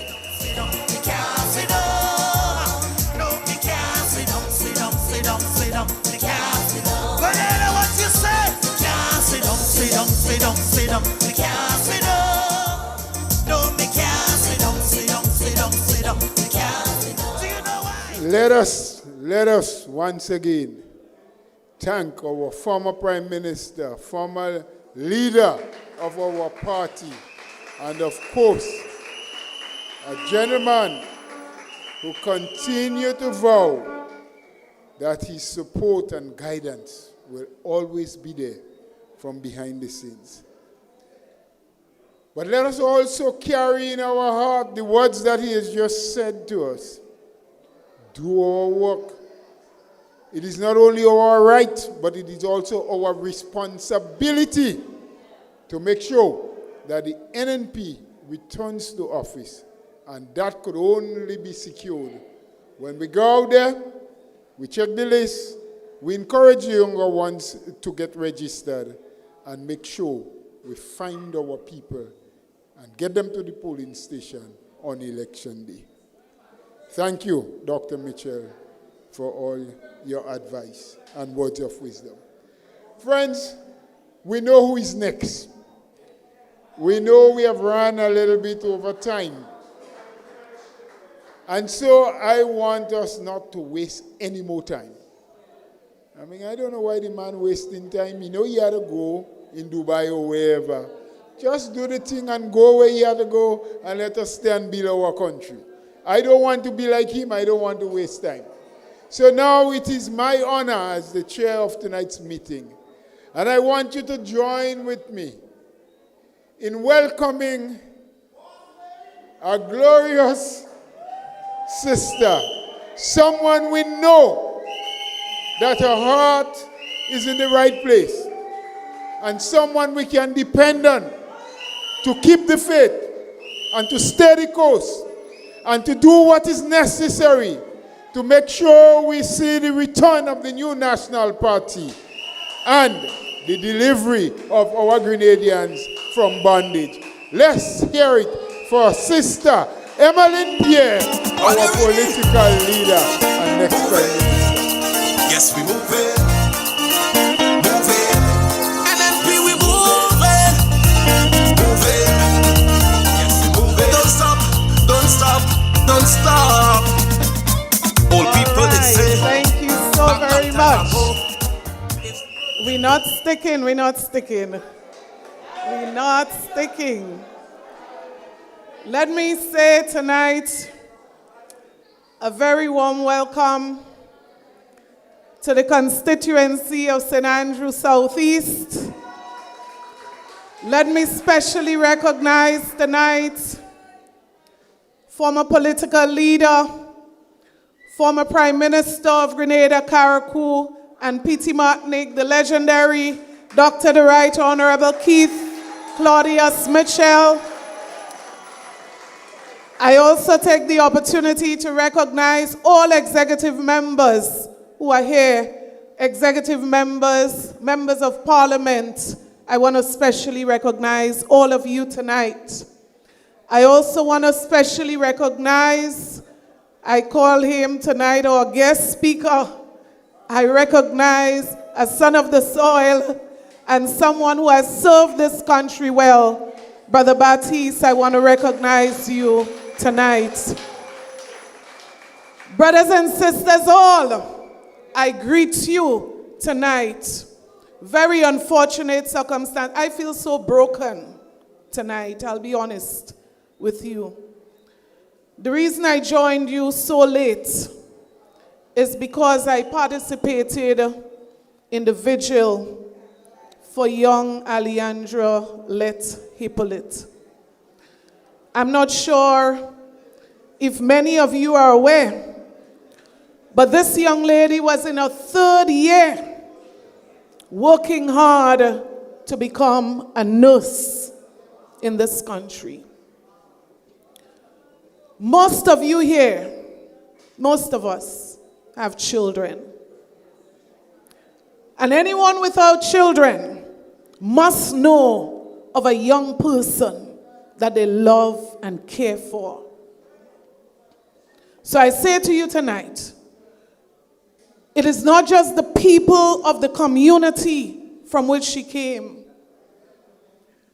but I believe every single Grenadian is hurting the tragic, senseless killing of this young lady. And you know, last Saturday, I went with her father on the actual site. And when he described the circumstances, you wonder, how could a human being do something like this? But tonight I say to you, and I feel strongly about this, every single one of us in this room have a responsibility to break the silence when it comes to abuse and violence against women and girls in our society. Every single one of us have a responsibility to stand up for women and our girls in our homes, in our communities, and indeed in our nation. I say to us tonight that every single one of us have a voice that we must use to help to protect those who are vulnerable. But I want to say something I feel strongly about as well. It is not just our girls. We have a responsibility to also protect our boys. Brothers and sisters, we cannot just get emotional in these moments, but we have to ask ourselves, what more can we do as individuals? What more can we do to protect those who must be protected? Every single one of us have a responsibility. But I believe, brothers and sisters, that the biggest responsibility lies in the hands of the leadership of any country. And I can say to you that when the NNP left office in 2022, serious work was taking place. Serious work was done when it comes to protecting women and girls. As a matter of fact, under the Spotlight Initiative, numerous amendments to legislations were being discussed. And I challenge this administration to push forward with the work that the NNP has started in this regard. I challenge this administration to bring to the Parliament the revision to legislation work that would have started under the NNP, because government is a continuum and we must not take too long to continue the serious work that started under the NNP administration. I don't know for you, but the silence in this country is deafening. The silence in this country is deafening. And I say to every single one of us, we have a responsibility to stand up. We have a responsibility to speak up. And we have a responsibility to stand up for those who cannot stand up for themselves. That's our responsibility. But I say to us tonight, this silence goes beyond tragedy and the specific incident that I'm speaking about. Brothers and sisters, there's a silence in this country when we speak about national security that bothers me deeply. You see, we have a reputation. And that reputation says that Grenada is one of the safest places in the world. That's our reputation. Our reputation is that people throughout the world long to come to Grenada because of peace and stability. Brothers and sisters, there is no doubt, there is absolutely no doubt that that reputation is being threatened and questioned today. To the extent that the highest level of security advisory against this country was slapped on us some months ago. And as I said before, there's a silence that is deafening in this country. Because after this, brothers and sisters, we have not heard a serious word from the government of this country, and this is unacceptable. We have to protect. You know, people have worked hard. This reputation didn't come by chance. People have toiled. People have worked hard for this reputation. People have sacrificed their lives to protect this reputation. And I say to you tonight, we cannot sit by and watch this reputation be tarnished. So it is not a simple thing when the United States of America slaps a level 2 advisory on Grenada. This is not a joke. This is a serious matter that our government should be addressing in a serious way. Because you know what? It has serious implications for people in the tourism sector.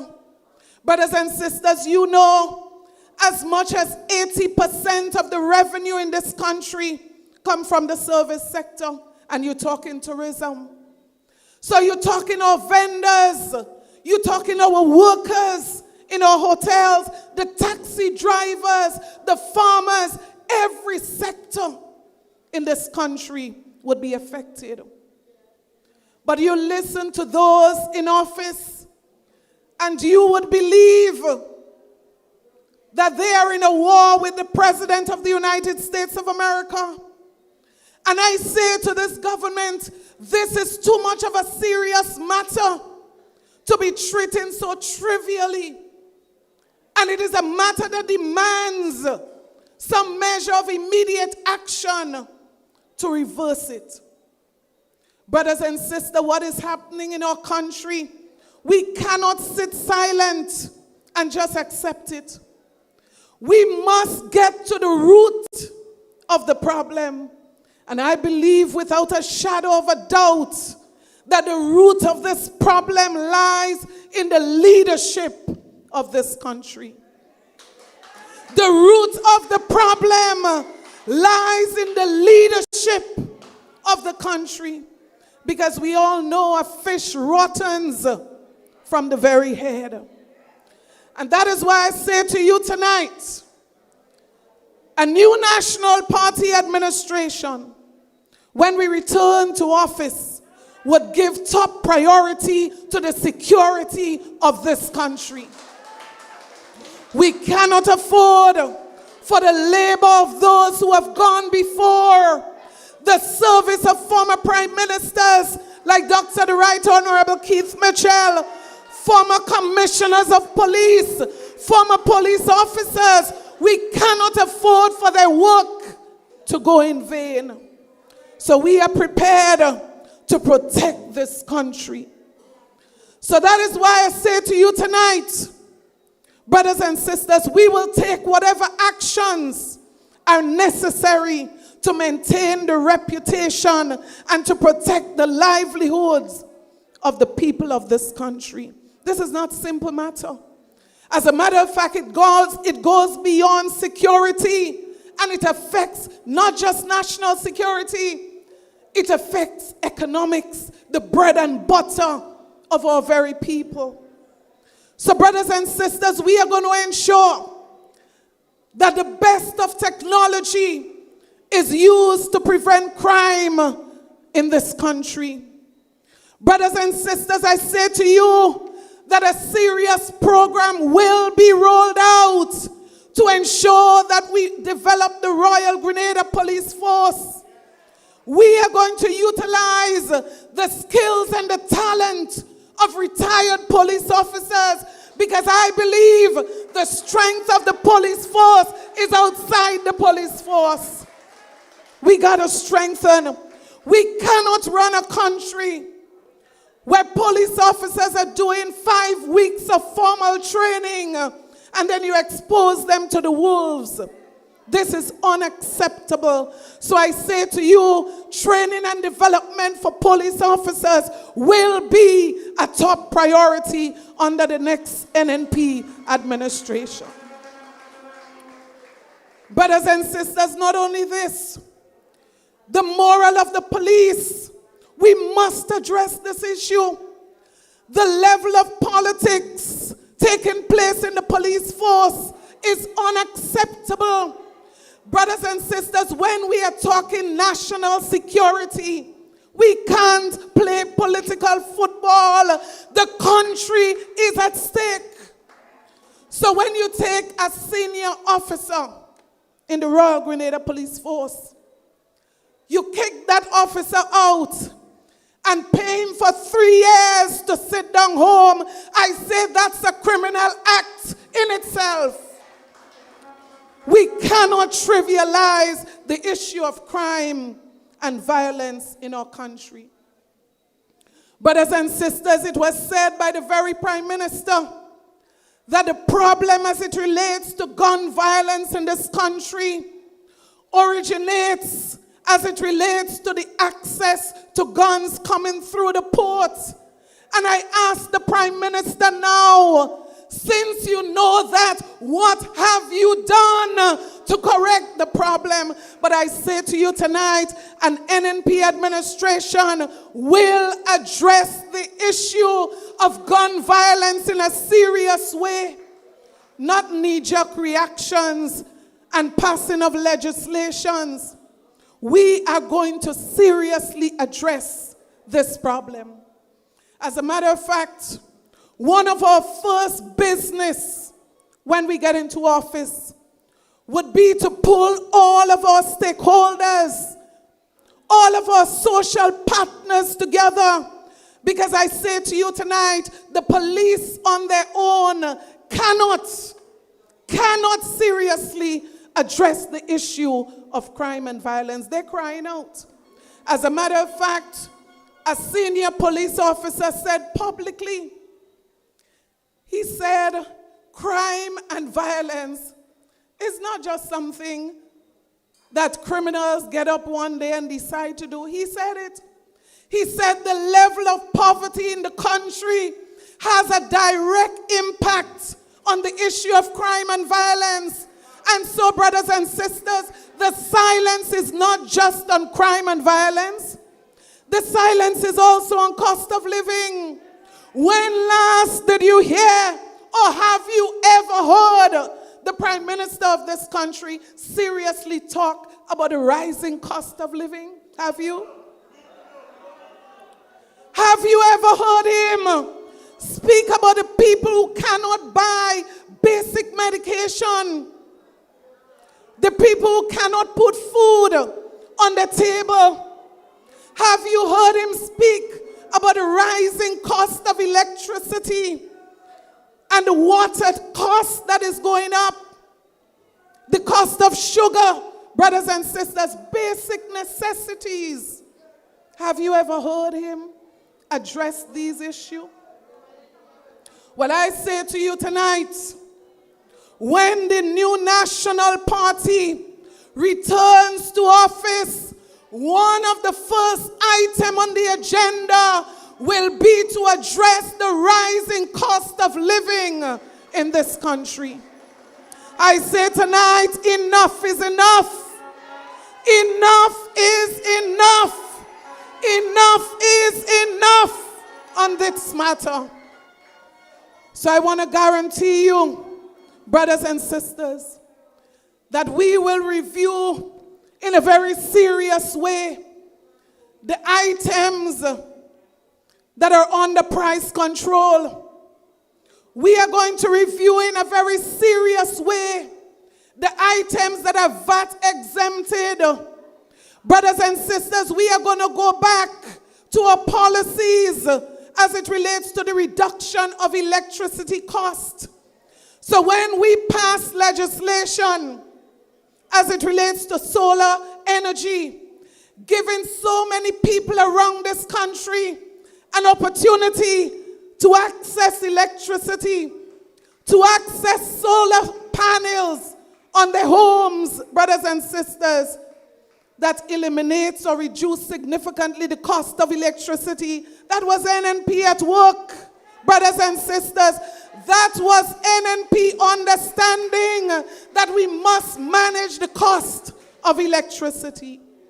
But furthermore, I say to you, when the new National Party decided to buy back shares in Grenada, this was not a move that was just miscalculated.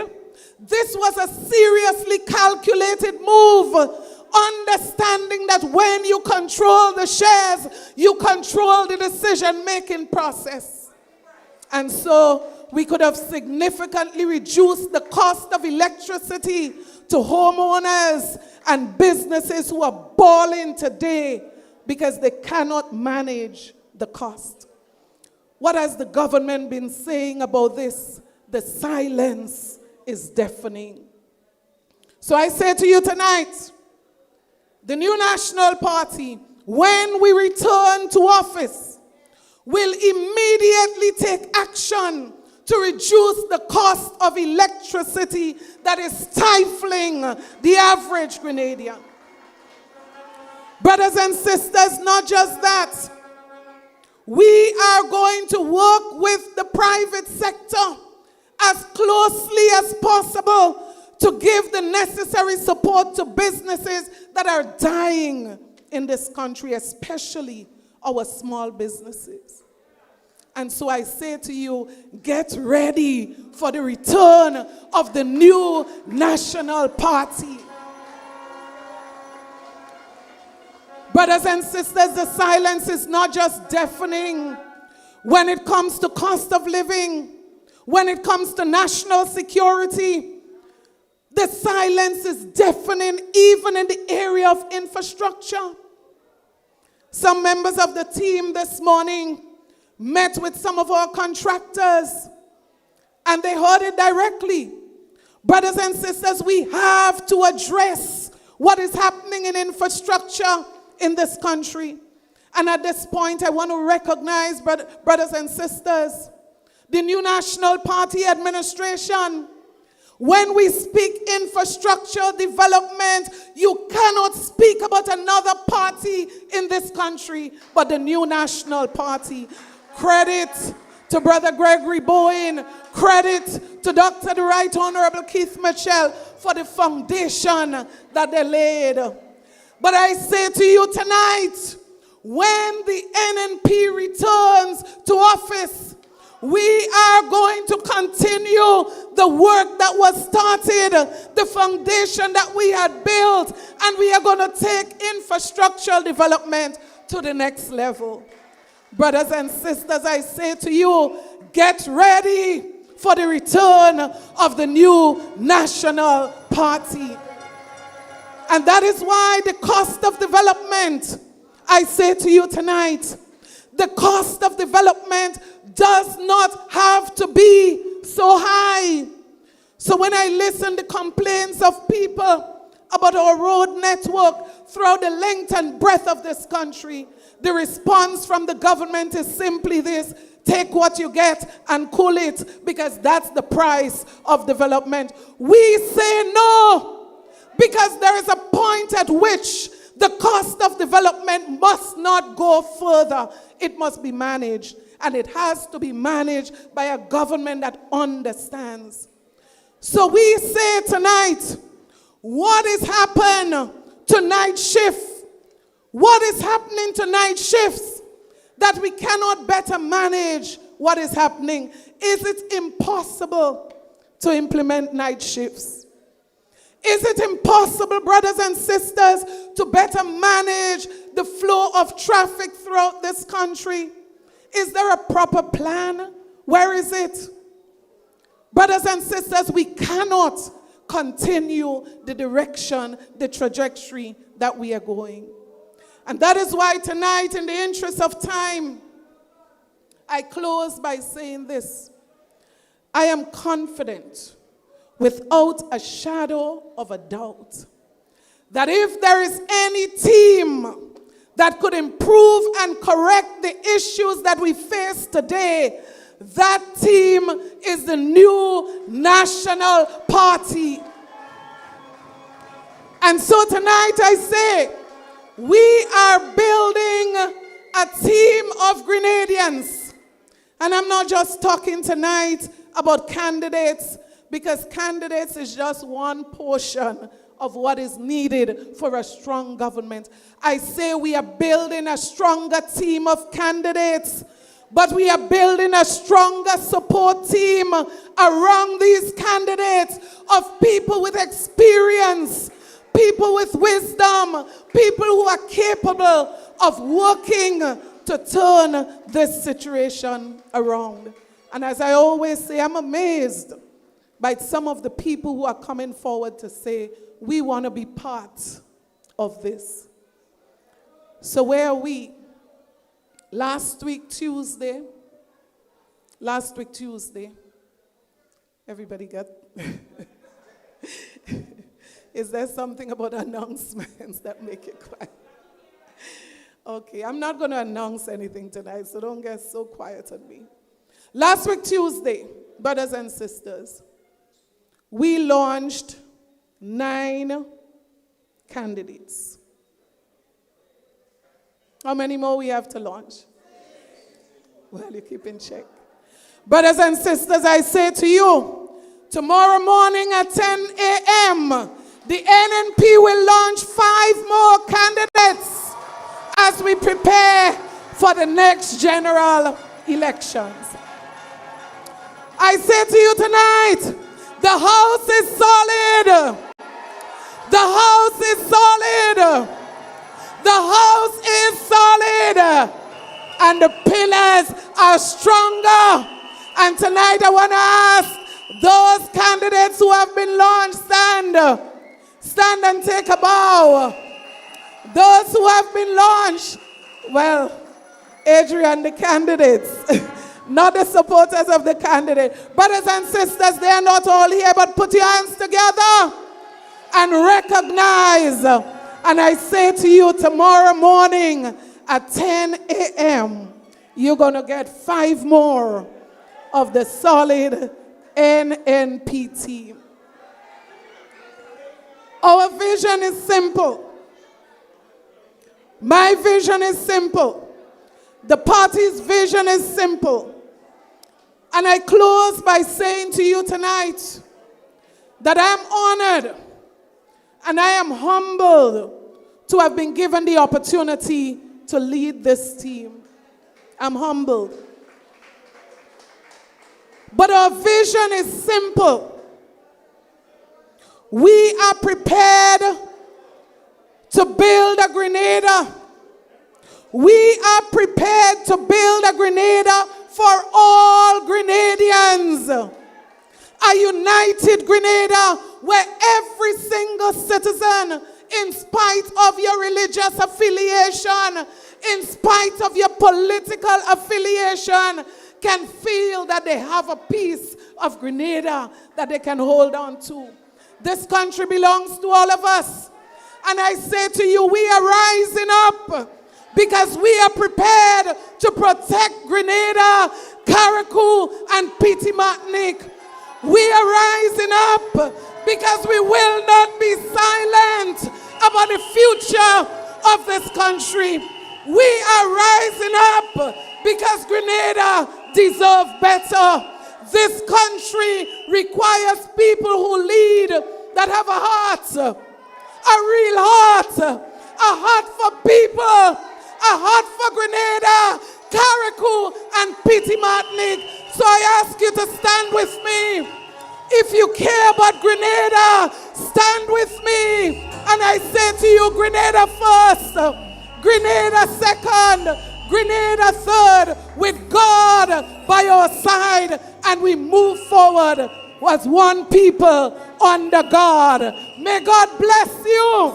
May God bless Grenada, Carriacou, and Petit Martinique too. Put your hands together.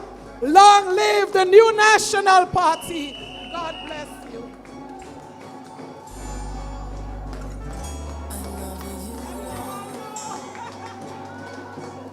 For your mercy never fails me. All my days I've been held in your hand.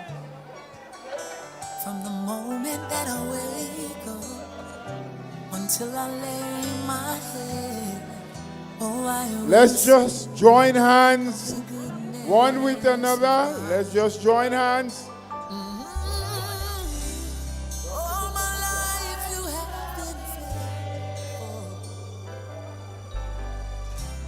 And all my life you have been so, so good. Yes, every breath that I am able, oh, I will sing of the goodness of God.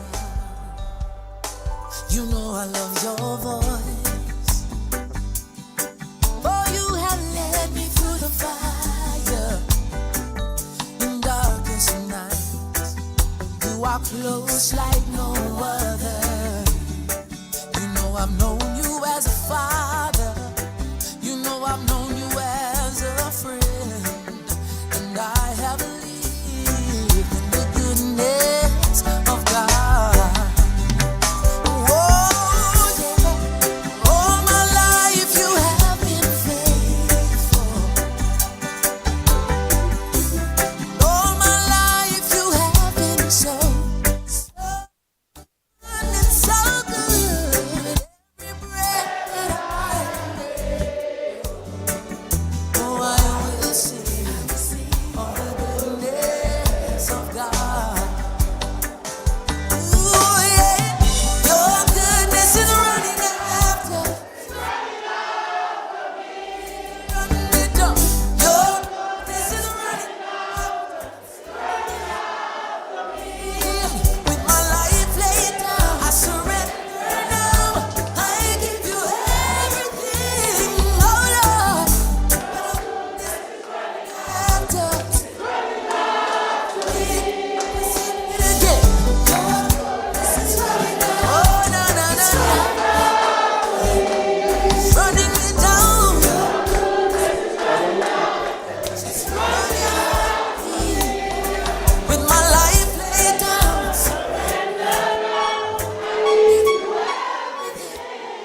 Don't you leave as yet. We have Pastor John Braffett to give us the closing prayer.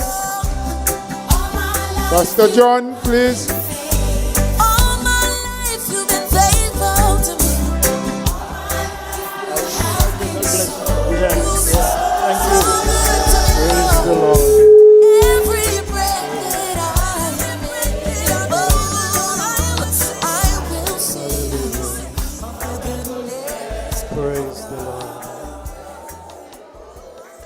Praise the Lord. Hallelujah. We give thanks. Good evening. Greetings.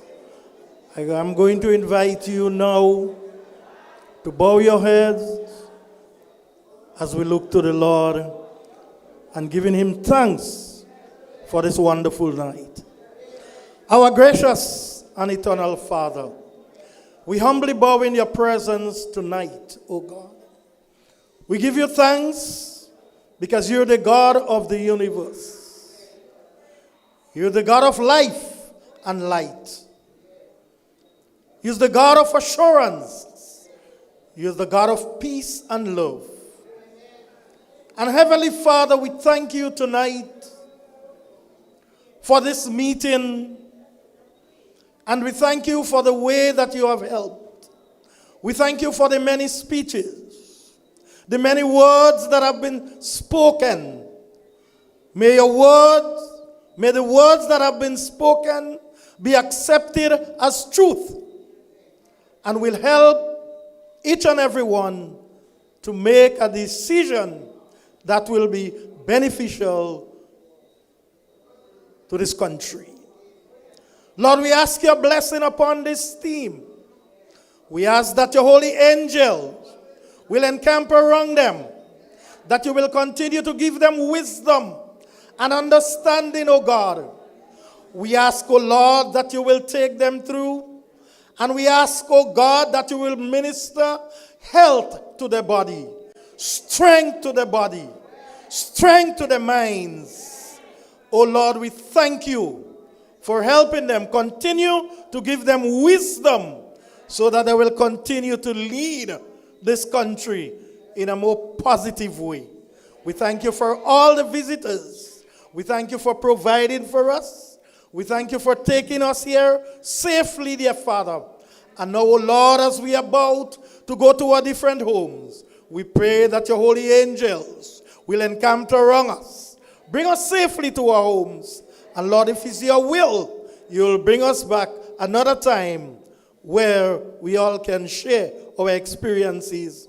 These favors I ask in Jesus' name. Amen and amen.